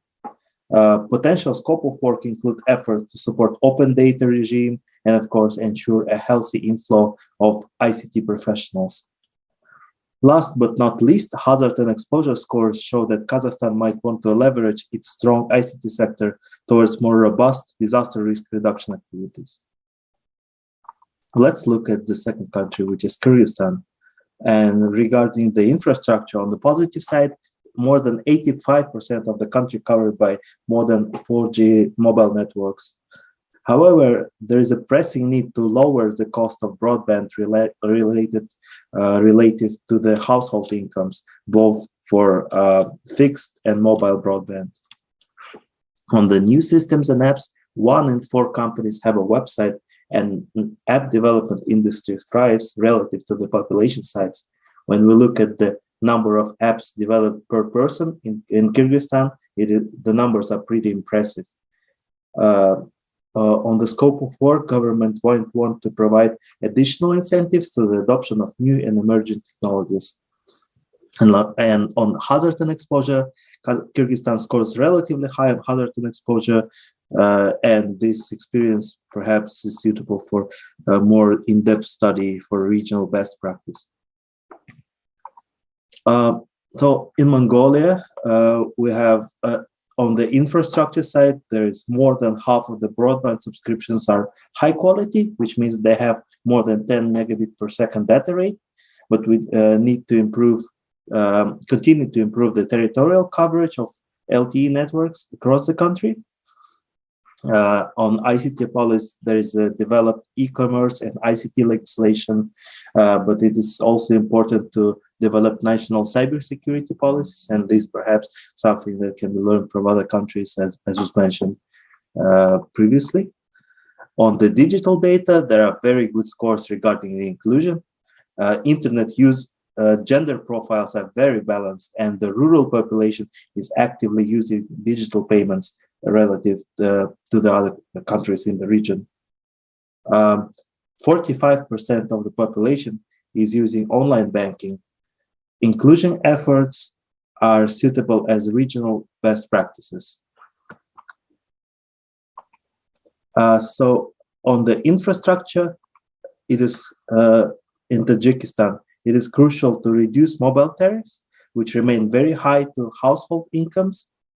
On the bright side, 4G networks cover more than 80% of the territory. New systems and apps, government gives a lot of attention to promoting emerging tech, at least partially as a consequence. Both emerging and tech adoption and the investment into emerging tech are relatively high. On the ICT policy front, there is a need to develop modern ICT regulation as defined by the ITU, but also to adopt national cybersecurity policies. So these were the country profiles. And lastly, I wanted to say that we'd like to invite all parties to cooperate on measuring e-resilience. Perhaps more specifically, we propose to create a regional expert group which will be responsible for developing this index, boost the understanding of e-resilience, and give us clues on the areas which require us to expand partnerships. This concludes my presentation. Thank you very much. I will be happy to answer any questions via email.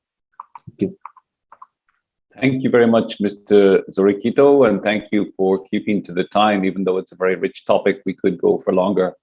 So may I now invite Professor Salma Abbasi from the eWorldwide Group to speak about a holistic and inclusive human-centric approach to e-resilience, a very interesting sounding topic.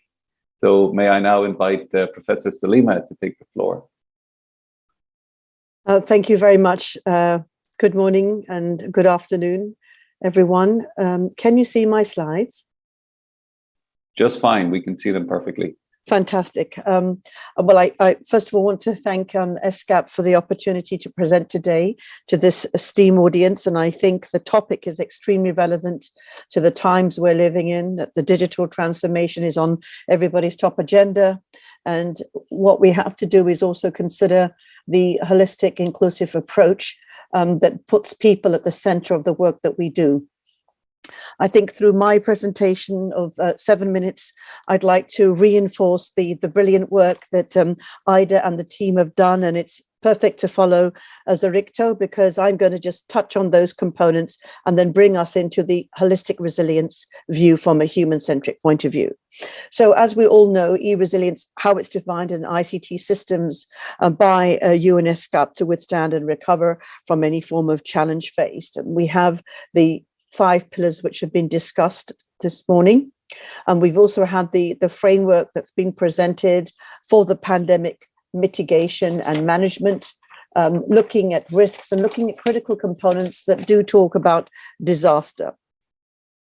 We've also briefly touched on the model which Ida presented for the change framework, but I want to spend a few minutes here because we as a collective may have the full understanding of the vision and the potential opportunities from connectivity, from ICTs, etc. However, as we drive change and transformation to the lives of our governments, as the presentation from Korea pointed out, to take AI and have the government operations run this way, we have to bring people with us. Though there are many, many forms of change and resistance of anxiety, etc., that we need to understand, along with the capacity and capability of the people in the institutions. These are hidden barriers that often derail such projects and success. The dashboard, again, was beautifully discussed by Tajik, so I won't go through this with the full country case studies, but I emphasize and urge countries to consider using Power BI. It's a fantastic, easy tool by Microsoft and will allow us to have an excellent comparison on those areas and components from the indicators and the pillars where we need to focus, but more importantly, where we need to collaborate with our neighboring countries to help us move forward with our agenda. Now, let's talk about what I would call a hidden pillar, and that is the context of people. That is the hidden factor, a critical success factor. All the pillars for e-resilient depend on people, but people are diverse, and we have to consider the different needs if we are going to create an inclusive, sustainable system. With that, we have the elderly. We need to consider the type of person with, if they are, and which they are growing, disabilities, but also the literacy level, the skills. And the colleague before was mentioning Mongolia's rural community using mobile technology, which is fantastic. So it must be showing them a benefit. So we also need to address and include the 74 million refugees and migrants that we have, the undocumented people, and the digital identity of people to engage them successfully on and in the ICT space. And of course, the disconnected are in the rural communities, the mountainous regions where we do not have connectivity yet. And then in that area, I think one of the most important things as we design policies, roadmaps, etc., is to understand the local environment, the risks and the needs. One of the most successful ways to drive change is to address personal needs, business needs, and priorities. We have talked about the diversity of lifestyle.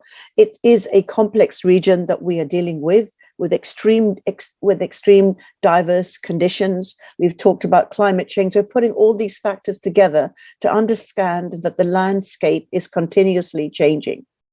What does it mean for us? When we talk about the human-centric for e-resilience, human resilience is something that we need to define and understand ourselves and internalize that from the smallest social unit, which could be a couple or a family, to larger organizations and social networks. Elements of human resilience are identified in the science. Many papers have been written. And what we need to think as from a country level, as we implement and develop standards and develop roadmaps, is what are the parameters we need to measure for ensuring that we have inclusively engaged our people on this journey. And what does this mean and why does it matter? Well, because the society is made up of people, and without people, we have no society, we have no country, we have no use of the technology. So digital technology has to first and foremost address the survivability and the sustainability and the prosperity of people in the 21st century. We all know about the fourth industrial revolution. We are all working towards digital transformation. It's the key to economic prosperity in every way, and it's on every government's agenda. So we must engage and protect and empower all of our citizens. And as our colleague from Korea mentioned, I love the phrase endure, revive, and reform, covering all the sectors from smart logistics, e-commerce, digital, education. Again, this was covered by many of the speakers prior to me. And I will move to a slide that just touches on, I'm going to flash how digital technology and the internet has been disrupted in the recent past. This is an example of what has happened, the volcano erupting in Tonga, internet down, the fires in California. So these are Mother Nature in action, the earthquake in Haiti. Then we've had COVID pandemic that has identified medical devices shortage, supply chain breakdowns, challenges of exposure with COVID. And then we have the security issues where governments cut the internet due to security concerns. So when we underpin our livelihoods and our country's prosperity, we have to understand what will be the policies and the frameworks and the regulations that we have within our country, and how does that impact the region so that we can continue our economic growth. This is a diagram that I've developed over the last 2 years, working on COVID-19 mitigation, response, and recovery. These are the critical pillars for us to consider when we look at human digital resilience and recovery holistically and sustainably. You have the infrastructure. Cybersecurity and resilience is critical. As we push more people and businesses and governments online, cybersecurity is a critical component that needs to be addressed. Digital identity, we have to have an identity. How can we ensure that all people are indeed included into this fast-moving train? Data ecosystem, with data requires trust, AI systems, big data analysis. We have to look holistically at the data, how we manage it, how we share it, how we protect our privacy. And then the ethical and inclusive design. These are what I call the foundational elements. Then from the human resilience side, inclusion of the vulnerable communities, making sure we have the digital skills and know-how to successfully and safely engage, accessibility and affordability. These then are underpinned by critical sector pillars, which many people have spoken about: integrated disaster management, number one, which ESCAP is doing a very good, robust job on. Smart logistics supply chains critically failed us in COVID-19 response, whether we're sitting in England or whether we are in Korea itself or in Bangkok, or in a small island country, the supply chain broke down. Then resilient food systems, integrated agriculture, so we can survive. Our healthcare and well-being through virtual health and other programs and systems that are there for contagious diseases. Telemedicine has a critical role to play in the future. Education and knowledge, business continuity, financial inclusion. But we must have a pillar for people-centric economy. So wherever we are, wherever they are, they can survive. So in conclusion, the way forward, we must consider the human-centric component. We need to think about the multidimensional complexities, diversities, and locations. The strategy must reflect your own diverse environment. We can take standards and collectively work together. And I invite you all to join our Digital Resilience Initiative with the IEEE. I believe lots of lessons can be learned to fast track our resilience, our recovery, our adoption. The roadmap must address the maturity, availability of the infrastructure and the human capacity that we have. Number one, in our institutions, in our governments, then in our citizens and our businesses. So it's across all of the sectors. And I believe the dashboard is a beautiful tool to show us with simple colors, green, yellow, red, where we are weak. And nobody is perfect. A colleague before said, we have to collaborate together and leverage each other's strengths collaborate as a region for humanity, and focus holistically on the critical components: energy, connectivity, water, transport systems, but also trust. The success requires a holistic view for resilience for every day, not just in a disaster. Thank you so much for your time. Thank you very much, Professor Salma, for unpacking resilience. And indeed, it's a topic that the Asia-Pacific region will need to focus on much more in the future. So Professor Salma had touched on one issue of cybersecurity, and now with our next speaker, we're going to dive into that in some more detail. So I would like to invite Mr. Oleg Petrov, who's the Senior Digital Development Specialist at the World Bank, to take the floor to give us an insight into this topic of cybersecurity and data governance. Over to you, Oleg.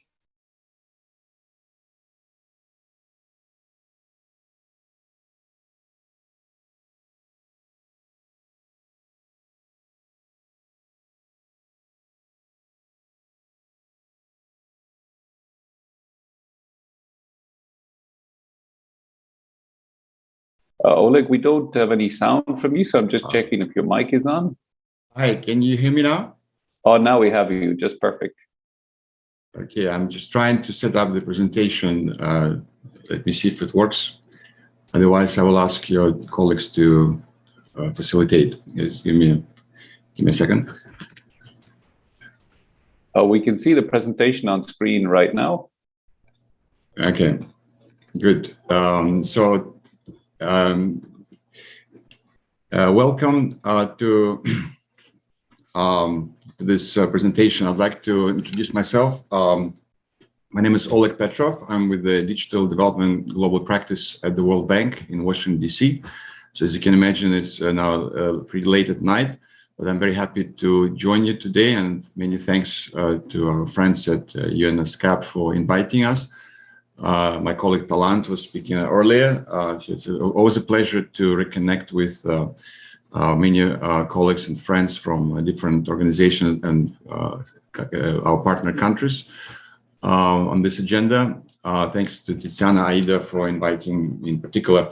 I'd like to share briefly about the work which we're doing at the World Bank on digital resilience and security and data-driven development. I have very limited time, so I'll try to keep it brief. I wanted to share with you, I fully support the message which was delivered by previous speaker, Dr. Salman, about the importance of holistic approach to digital resilience and digital development. So we've developed this framework to achieve the twin goals and sustainable development goals through digital development. So we have strong focus on digital economy foundations, and our global practice of digital development focuses a lot on digital infrastructure, in particular, also digital platforms, digital financial service, digital business, digital skills. So these are very important foundations which need to be put in place for development and resilience to be able to fully achieve this, the digital dividends which we all want. And we work very closely with a lot of our sectoral colleagues in health, education, public sector, climate, energy, and others to achieve these goals. And of course, World Bank Group includes also International Finance Corporation and MIGA, our sister organizations working with the private sector. So this is a holistic agenda which includes many stakeholders, including the private sector, and we work all together. And I would like to take this opportunity to appeal to all of us to collaborate as closely as possible, because it will take everyone to contribute to succeed in this agenda. Again, I want to share with you how we structure our work on digital development and digital resilience. We have a operational agenda, building a portfolio of investment projects and analytical products. So our operation portfolio has increased dramatically in the last few years, especially after COVID pandemic started, we have seen a huge increase in demand from many of our client countries, including in this region, for financial support, for knowledge sharing, analytical support. So this has been a very busy years for World Bank digital development practice, and we look forward to supporting even more countries and more projects in the space. We also build a very strong knowledge agenda. So there's an increased focus on climate change and digital, increased focus on global connectivity, innovative business models, 5G.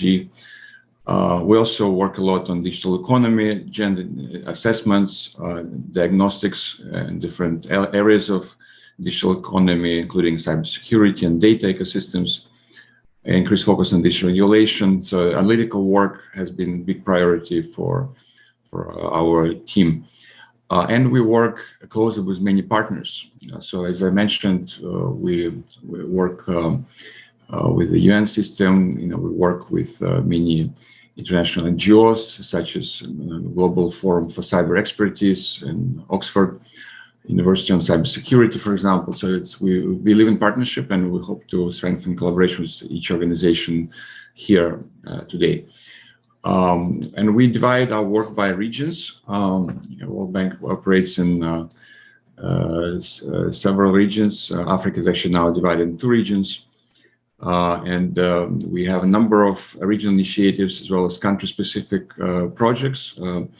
My colleague Talan mentioned a very important regional program, Digital CASA, Digital Central Asia, South Asia, which includes Kyrgyz Republic, Uzbekistan, Tajikistan, and a related program for Kazakhstan called Resilient Digital Kazakhstan. So we're very happy to work with on these projects. It's a challenging agenda, but I think it's very important to continue this together with all of you. We use a number of instruments to develop, to deliver, our support on digital development. So these are instruments related to private sectors, such as public-private partnerships. We also provide investment project financing for different sectoral projects and specific investments in digital development. We also provide budget support for digital economy, for development policy operations, and for program for results. So the Kazakhstan Resilient Kazakhstan project is example of program for result instrument. And as I mentioned, we work with a lot of countries on advisory service analytics, which is a complementary tool. And I would like to highlight our latest report, a global report on data-driven development. World Development Report 21, called Data for Better Lives. I won't be able to give justice in the very limited time I have here to this important publication, but it's extremely interesting, and it's very timely publication in my view, which highlights the critical importance of data to achieve many development objectives, SDGs, and to cope with COVID pandemic effectively. So the report provides structured data governance framework, data maturity framework, and provides priority recommendations at national level, international level. So I highly recommend take a look at this on the World Bank website. We have identified a number of areas for operationalizing World Development Report 21 on data for better lives through our work on digital development. So examples could include developing national data strategies, working on digital for climate change, on data sharing and data spaces, including national data spaces, working on open data, which is not a new agenda, but increasingly important, artificial intelligence, data management and standards, platforms and clouds. A lot of topics you're all working on.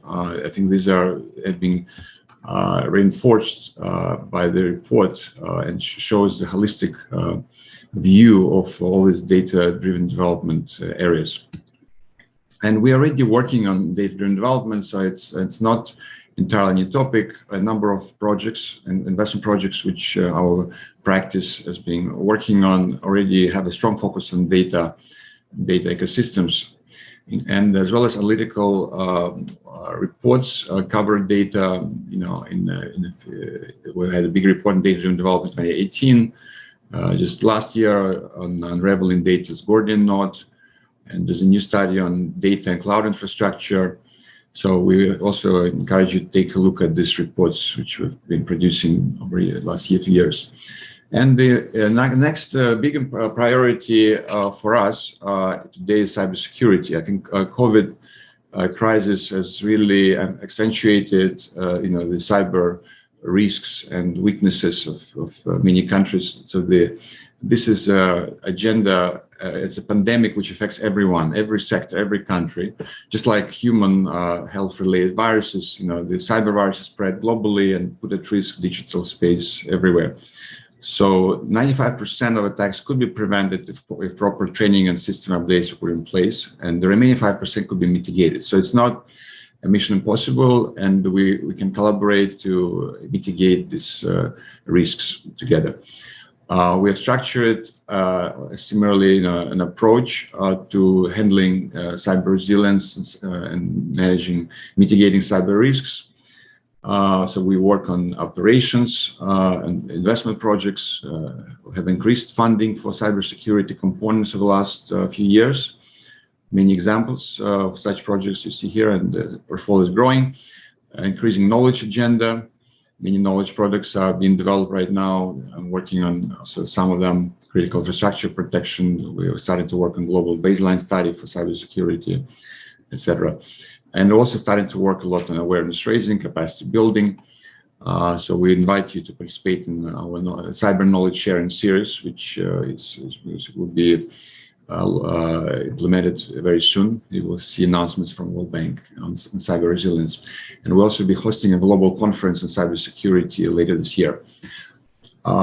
So as I mentioned, we have developed a digital economy framework which covers cybersecurity, and we have tools on cybersecurity assessments, cybercrime tool.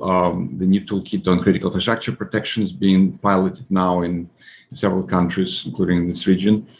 We also, working together with ITU and promoting national cybersecurity strategies. The new guide was produced recently, which we'll be discussing soon together with ITU, and inviting many of you to participate in the discussion.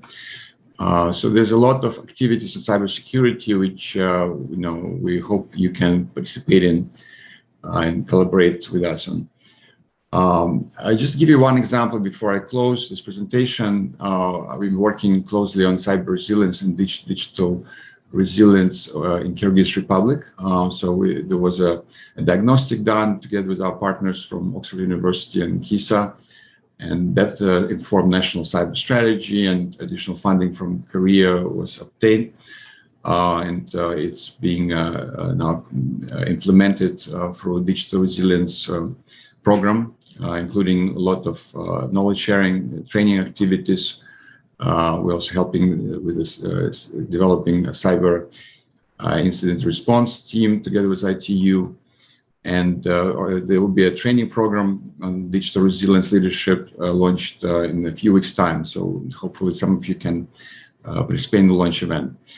Thank you very much for your attention. I look forward to very strong collaboration on digital resilience and broader digital development agenda. It's my email and website. You can see if you open the slides later. Thank you so much. Thank you very much, Oleg. A huge thank you to you, because I want to acknowledge it's the middle of the night in Washington. So we're very grateful for you to give up your time for the benefit of all of the participants. So distinguished participants, we are running a little bit over time, but I really wanted to thank all of the presenters at this session 3. We are inviting questions through the chat, so we don't have time to take them now. But I would like to close this session and hand over to my colleague, Mr. Tae-Hyun Kim, the Chief of IDS section of ESCAP to moderate the next session of the meeting. So over to you, Tay.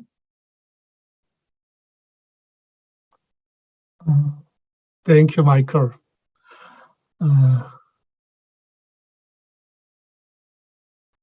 Excellency and distinguished colleagues, very good afternoon and evening.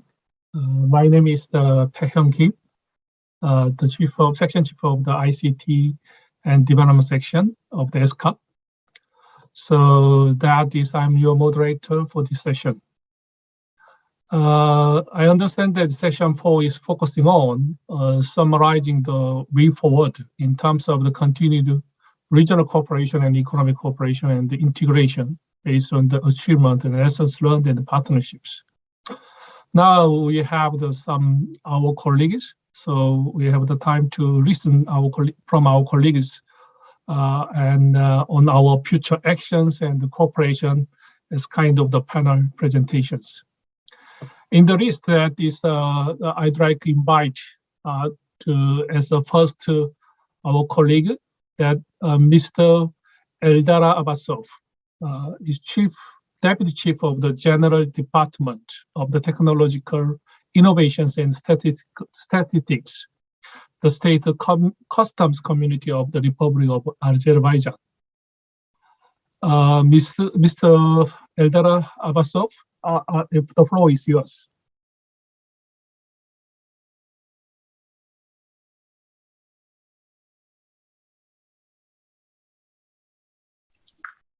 Mr. Kyung, thank you for the word. Distinguished guests, participants, I greet everyone. Wish everyone is safe and sound, and we are in the last stage of the pandemic. I will share my presentation, if you allow me, and I hope it can be. Yeah, we can see your presentation. Yes. Is it full screen now? Not yet. Okay, it's now. It's on. Okay. I represent the State Customs Committee of Azerbaijan. We are delighted to be invited to this distinguished dialogue.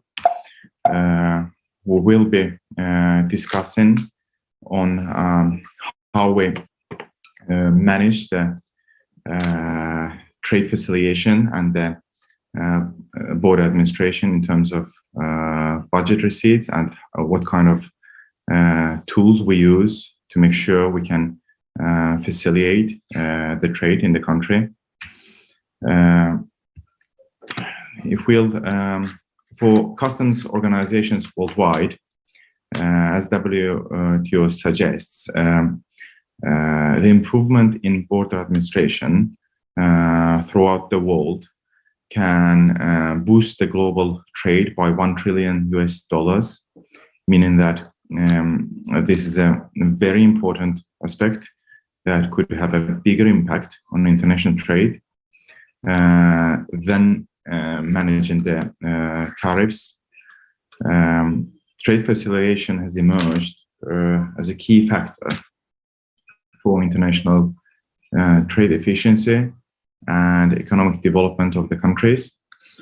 In the presentation, you can see the size of the retail e-commerce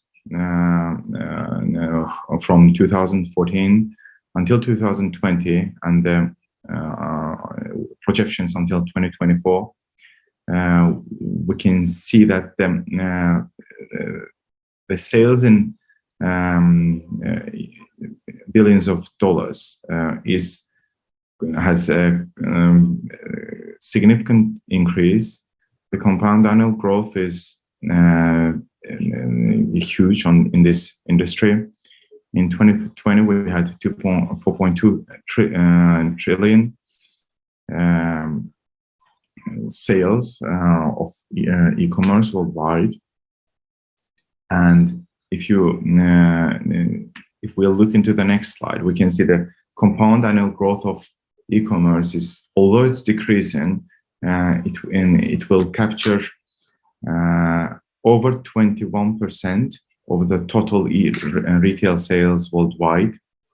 For customs administrations, either we try to manage it and get into the fiscal order, or we can lose some kind of competition within the country. For that reason, Azerbaijan Customs Organization implemented an e-commerce declaration system. We have an application called Smart Customs.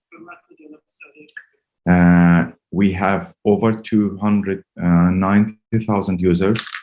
The application allows the residents in the country to declare e-commerce goods purchased from abroad, such stores as Alibaba, Amazon, eBay. Everything must be declared in the country prior to arrival. We have over 80% active monthly users of that application, taking into account that the country has slightly over 10 million population. The numbers here are pretty significant. Apart from that, to facilitate the trade in the country, we have implemented biometric face recognition systems in borders to detect the frequent border crossers with criminal charges. We have integrated multiple data systems which scan the passengers crossing the border with the data we have in the local police departments. If there is a criminal charge that of our interest, the customs officers can technically inspect and pay attention to more this kind of border crossing people.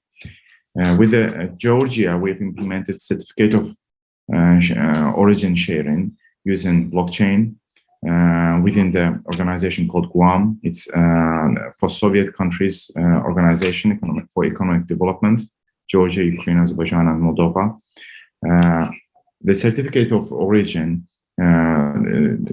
facilitates and releases the goods from paying local import duties. So having this certificate even can facilitate the importers to be free of custom duties of up to 15%. Using the Ethereum blockchain, we've managed to integrate with Georgia, so there is no third parties or the importer doesn't need to provide it to Azerbaijan.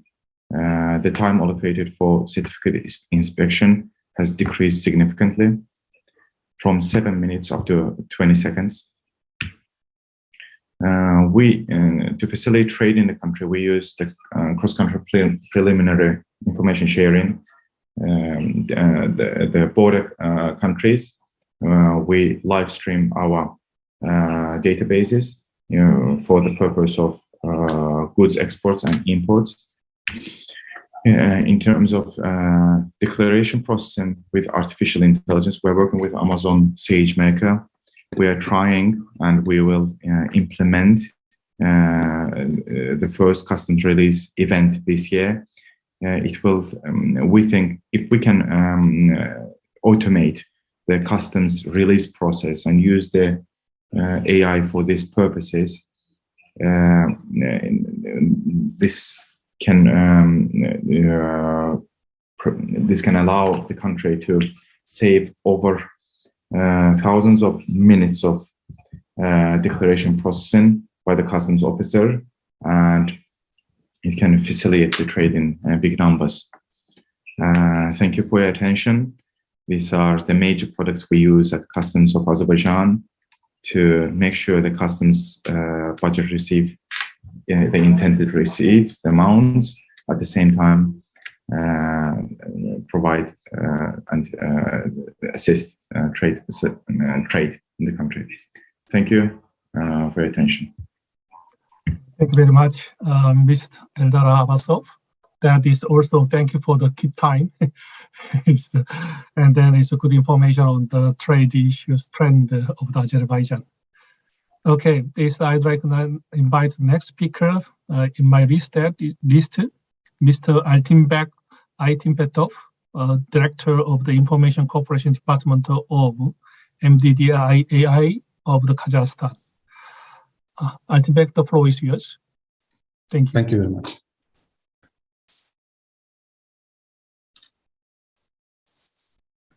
I'd like to extend my gratitude to ESCAP team for organizing such an important event on integration and the way forward. ESCAP supports systemic and institutional cooperation in the region. One of the ongoing projects with the Commission is the creation of the Center for Digital Solutions in Central Asia.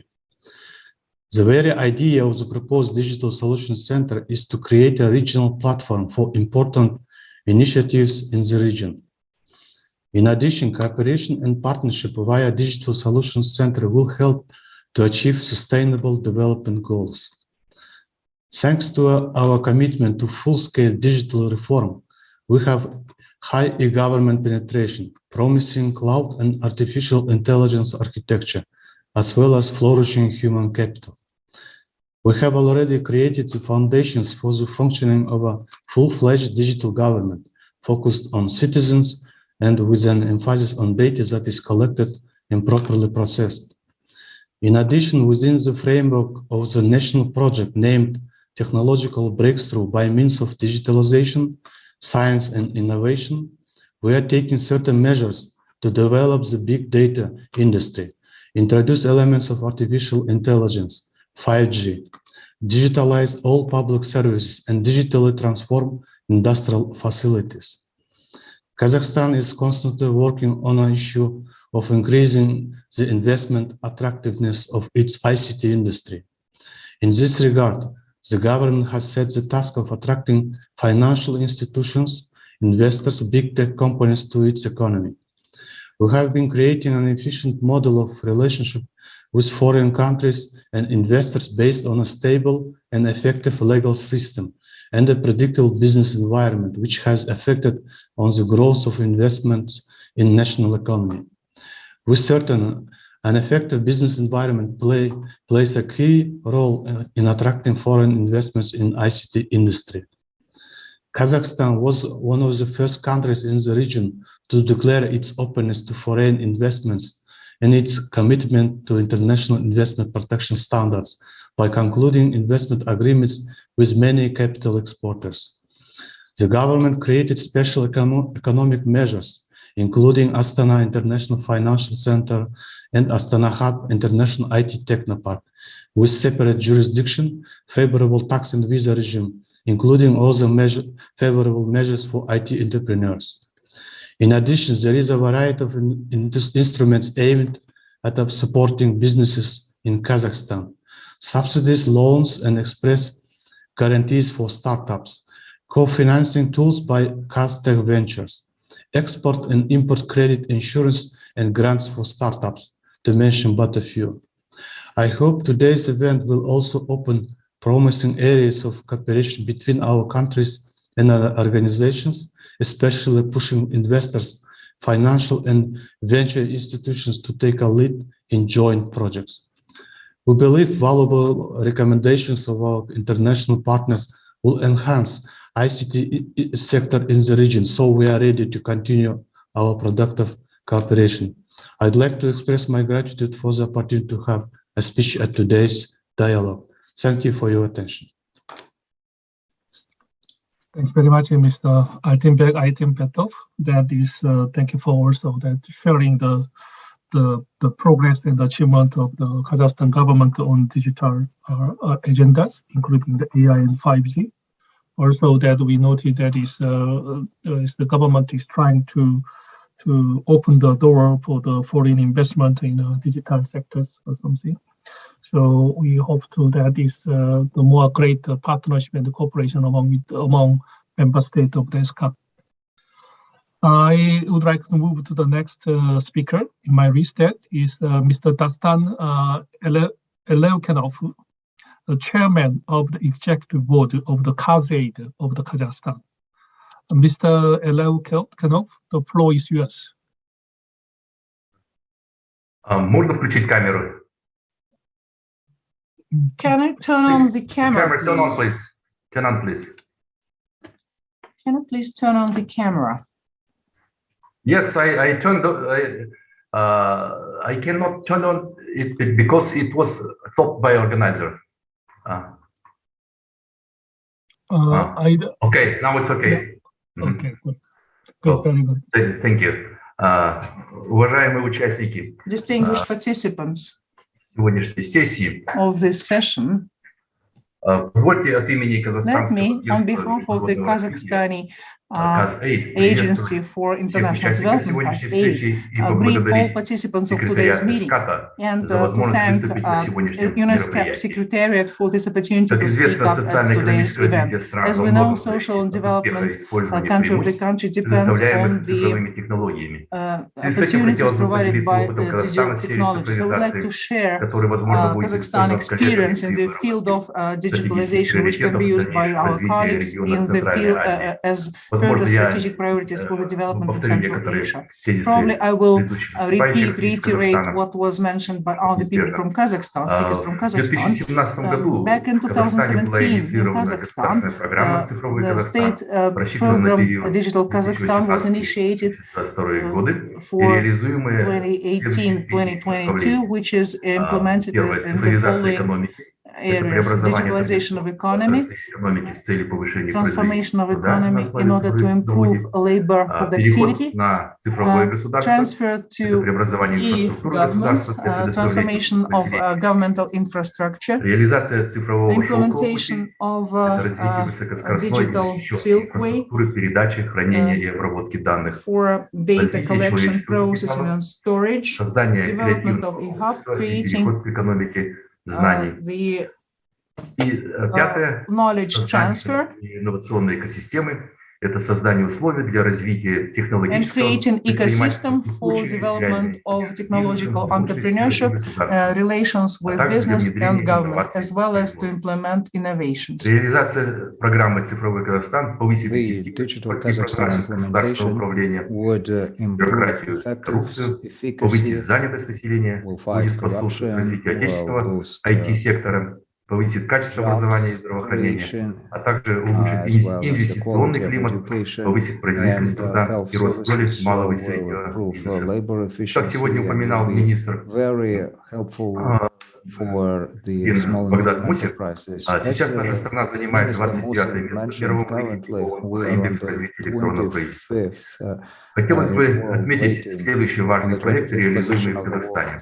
Это создание международного технопарка стартапов, так называемый Астана Хаб, внедрение принципа pay to free в государственных органах, бумажных, дело производства и так далее. Третье, создание цифровой платформы для малого и среднего бизнеса по принципу одного окна. Реализация комплекса мер по развитию безналичных платежей, которые на сегодняшний день успешно реализованы в Казахстане. Пятое, реализация проектов Smart City, например, малых городов и такого крупного города, как наша столица.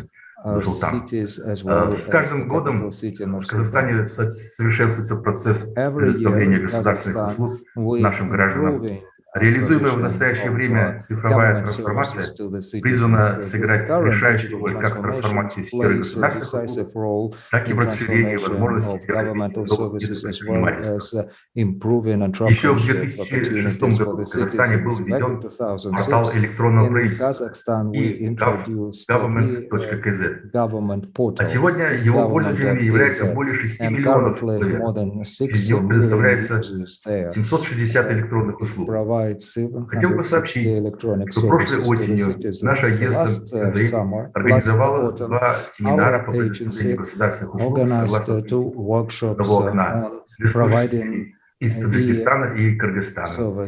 Они были проведены совместно с государственной корпорацией «Правительство для граждан» Министерства цифрового развития информации и аэрокосмической промышленности Казахстана, Фондом развития предпринимательства «Дому», Национальным as Gamo Entrepreneurship Program, ZD National Informational Holding,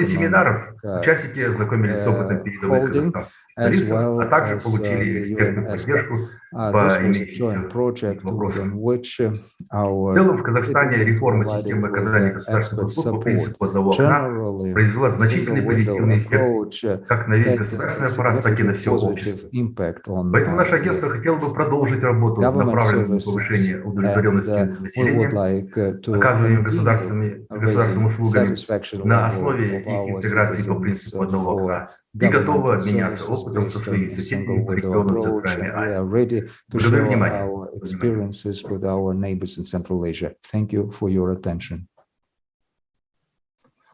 Thank you very much, Mr. Dastan Leukenov. That is very comprehensive description of the achievement and then progress of the Kazakhstan government on digital agendas in Central Asia.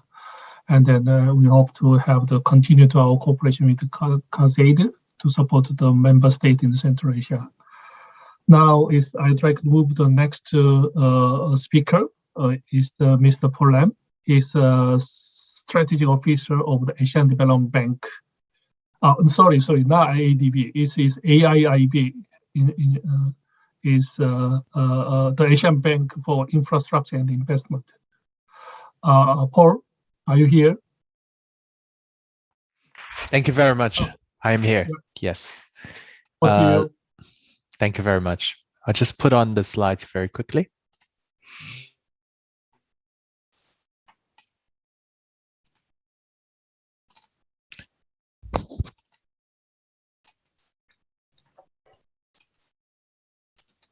My apology for the slow internet. China has a good internet connection. Have you seen it? Yes. Not yet. Okay. No. Okay, it's fine now. Okay. Okay. Thank you very much. Thanks, everyone, Your Excellencies, and all the distinguished guests. This is Paul Lam from Asian Infrastructure Investment Bank. I would like to very quickly talk about the regional and national initiatives on digitalization. But because of our mandate, I would love to focus on digitalization initiatives in particularly infrastructure. As many of us know, that the infrastructure, especially after COVID, has seen a lot of challenges. But even before COVID, one of the key challenges that we face is the lack of productivity gain. And in the latest survey that we have seen in the middle graph, that the rise of IoT and digital technologies have been seen by most of the stakeholders being the most important trends in infrastructure. And this is not ungrounded. As the graph on the right-hand side shows, digital technologies particularly can deliver a lot of efficiency, resilience, and value addition to the infrastructure assets that we have. What I want to show here is today, when we look at digital technologies, many people focus on the right-hand side, so building more artificial intelligence, industrial IoT, data centers, and 5G. But what many people have forgotten that these are the means. And in the end of the day, these digital technologies have to be applied and infused into the traditional infrastructure like energy, water, cities, and transport in order to benefit the citizens. And this initiative is particularly important in developing countries where the AI and the 5G are really useful, but they are pretty useless if we can't put them into uses to improve the basic livability of our citizens. And in many emerging market countries, I imagine the spending of infrastructure, it's a pain because it involves a lot of money, time, efforts, and discussions. That's why digital technologies are particularly important across the value chain of infrastructure. I would just like to stop here without saying more, but the key message I want to show is why digital technology, and particularly digitalization, is important to infrastructure. But how can we develop infrastructure for tomorrow infusing digital technologies with national initiatives, priorities, as well as partnerships? There are many challenges beyond financing when it comes to digitalization, and particularly digitalization not in e-commerce or fintech, but digitalization of the basic government activities and public procurement and infrastructure services. 6 out of 8 challenges lead to lack of awareness, bad procurement, disconnected systems, we didn't have enough talent, and more worse, well, the lack of R&D in these sectors.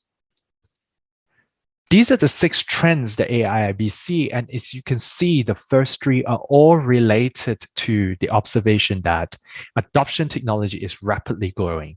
COVID-19 only makes it even faster, and governance now place national priorities on technology-enabled infrastructure. The most famous one probably will be the Chinese new infrastructure initiatives, but also in Korea, in Singapore, in India, in many, many other countries, in the last 24 months, we have all seen countries coming up with national priorities, not about digital technologies in the very low-hanging fruits we have all talked about for decades, like e-commerce, fintech, digital health. No, we are talking this time about digitalization as a national priority to cities, to energy, to transportation, to the things that are the bread and butter of our lives once in the first time. And that prompts us a lot of reflections. Infrastructure is probably one of the most important functions and spending source destination of governments. And the use of digital technologies and the rising national initiatives means there needs to be a way to reshape our thinking about infrastructure. And there are different questions that we need to ask ourselves.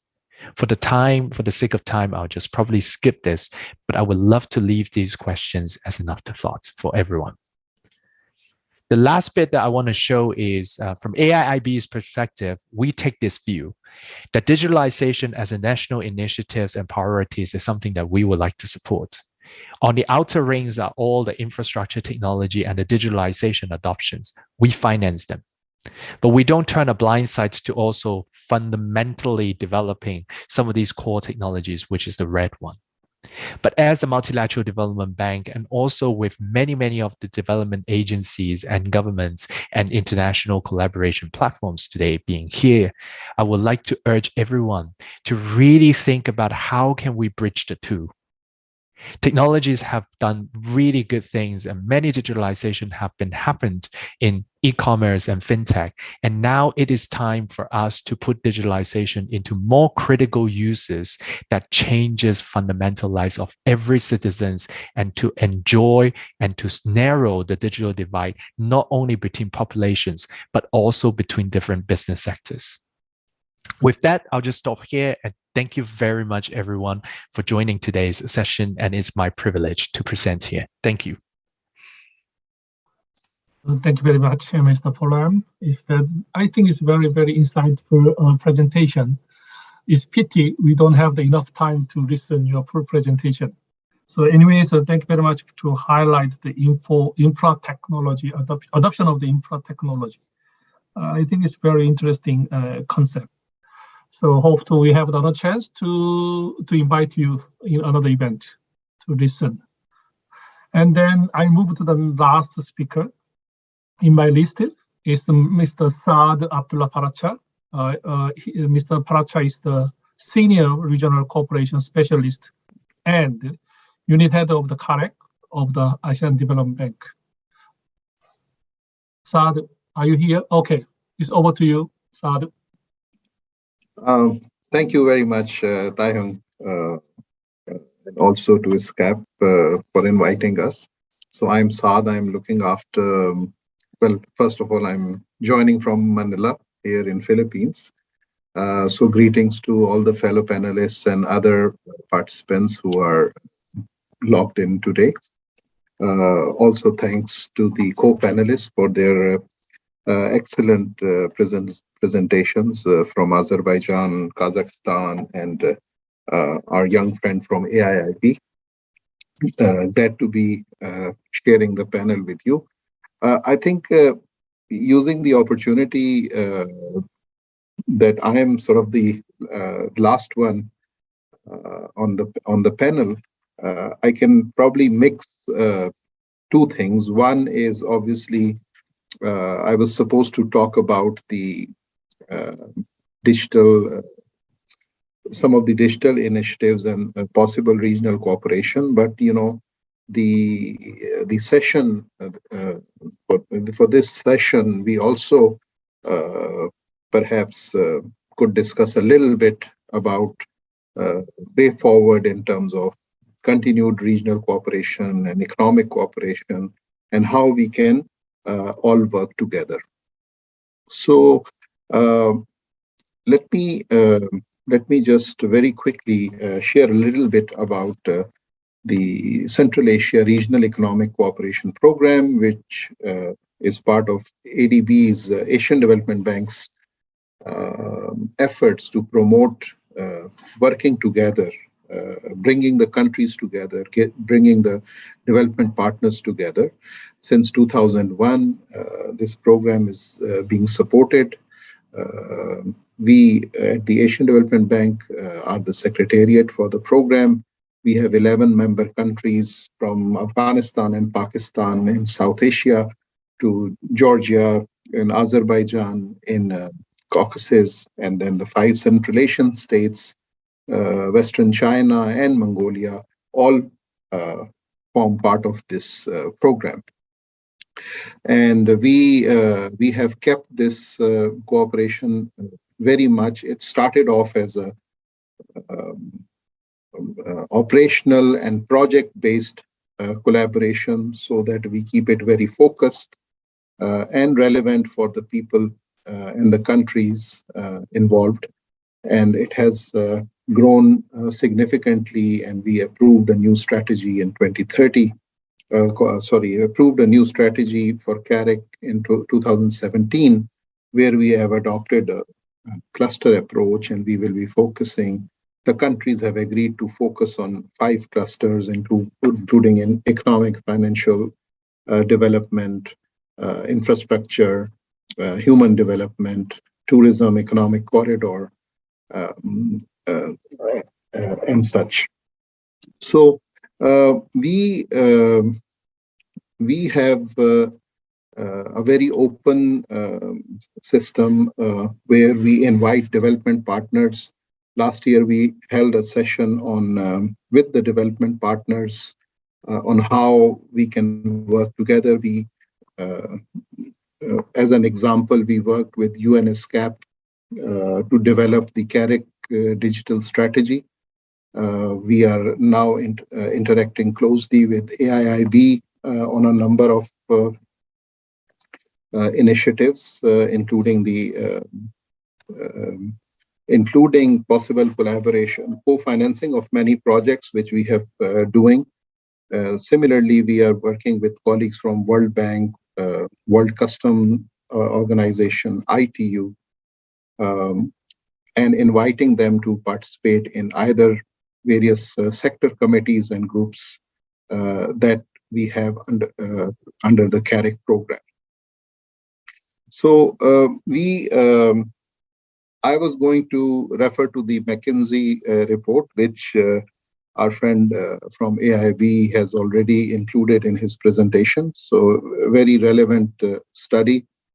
We developed the digital strategy, as I mentioned, with ESCAP and CAREC Institute, and it focuses on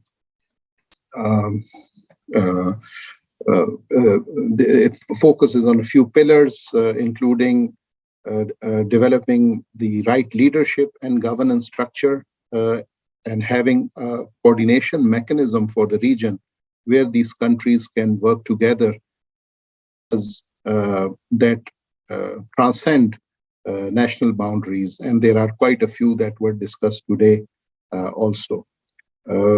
We want to establish new digital policy enablers and strengthen existing ones by improving policies and regulations. We want to develop the right infrastructure and platforms to promote interoperability, scalability, and security, which we believe will be crucial to promote resilience in the digital arena. And we want to build skills and competencies so the working population can support the development of the sector. While technology and hardware can be imported, human know-how is something that needs to be developed within each country. So that's what we would like to focus on. And finally, the promotion of innovation entrepreneurship, where regional efforts can promote movement of information to disperse innovation. So while we talk about infrastructure, we believe that soft sector collaboration, whether it's promoting e-commerce or it is improving custom cooperation, some of the topics as discussed by fellow panelists, or the adoption of and development of digital infrastructure. There are numerous opportunities for working together among various organizations, various initiatives. I would like to suggest just 2-3 points for consideration going forward. And this is based on our experience promoting regional cooperation and working with the fellow development partners and member countries. So first and foremost, obviously, is the country ownership and willingness to work jointly on issues and areas that require joint action and collaboration. So whether it's disaster risk mitigation, climate change, regional public goods, including health security, and increasingly, trade and connectivity are important, but other areas such as digitalization require countries to work together. So we believe country ownership and willingness is key to work together, and obviously the development partners. We also note that coordination between various initiatives and open sharing of information is crucial. We don't see any competition in this regard. For example, some of our CARIC sessions are co-chaired or led by other development partners and not just Asian Development Bank. And so we invite others to join hands, and we are also open to participating in other initiatives that are available regionally.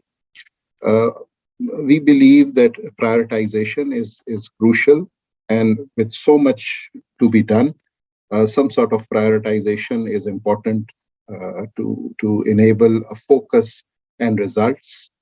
And then finally, the alignment of resources will be required, and it is possible. It is important to ensure that the areas prioritized reach or see the objectives that we set ourselves to achieve.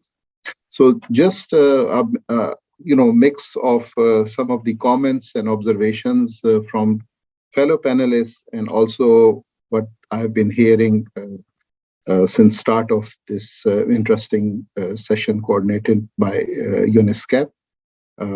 So just thought to share these views. Thank you very much. Thank you, Mr. Thank you for the very committed remark on the ownership and open sharing and the partnership. All are important issues we have to work together. So instead I finished the last our speakers. So I would like to thank you for Mr. Eldar Abbasov, Mr. Aytmatov, and Mr. Dastan Erokenov, and Mr. Paul Lam, and last one is Mr. Saad Abdullah Parachi. Thank you for your very insightful presentation and statement. And then I'd like to finish that is session 4. Now is the time already passed a little bit. We are far behind. Aida, if you're okay that I wanted to move to the closing session directly. Yes, Ida, please. Yes, Please. Yes. Excellency and then distinguished speakers and participants of the regional dialogue meeting. On behalf of the ESCAP Secretariat, I wish to extend our sincere thanks to you, all speakers of the meeting, for your informative and insightful presentations and statements. Also, I would like to extend our sincere thanks to our partners and partner organizations. As a summary, I'd like to highlight a few points, especially with focusing on our work. I wanted to advertise our work too by using this chance. My colleague Ida is worked hard really the last few years to produce tangible outputs. So I wanted to little bit highlight a few points. First one is the integrated infrastructure corridor development. Is one of the effective approaches to narrow the digital divide and enhance reliable, affordable digital connectivity. In this regard, it was our pleasure to introduce the infrastructure corridor simulators, which provide information on economic corridor efficiency, and they can be applied to over 100 potential integrated areas in this region.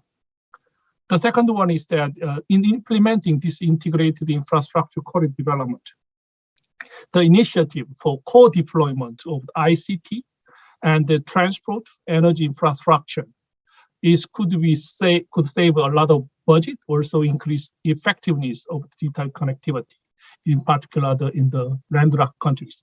Of course, it's very hard work between the different ministries, but it is a very clear direction of our work in the future. Thirdly, then, e-resilience and the digital tools such as the resilience monitoring dashboard are essential in building and promoting an inclusive digital transformation and the digital society in the future. Last but not least, we cannot work alone. Many fellow panelists and then colleagues presented and confirmed already, we cannot work alone. We cannot be successful. We have to cooperate together continuously to produce tangible outputs and to serve for the member state. In this regard, the partnership portal as a collaborative online workspace is helpful in working together for ICT, transport, and energy infrastructure pipeline project for co-deployment development. Thanks again for your kind, active participation and patience in this meeting. We are looking forward to our strong partnership and cooperation in the future. Thank you very much. Please stay safe and healthy. Over to you, Ida. Is any house announcement? I think I just want to echo you and thank everyone, including interpreters, for the hard work. We're over time 30 minutes. And I want to invite everyone to fill up the evaluation survey. We wanted to hear from you feedback. It's online. I shared it on the chat, and also it is on the event page. We will continue to follow up with you on the points you raised for partnership outside of this meeting. That's it. Thank you, Taihan. Back to you. Thank you very much.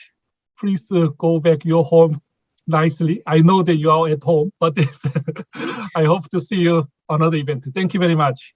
Thank you very much. Bye-bye.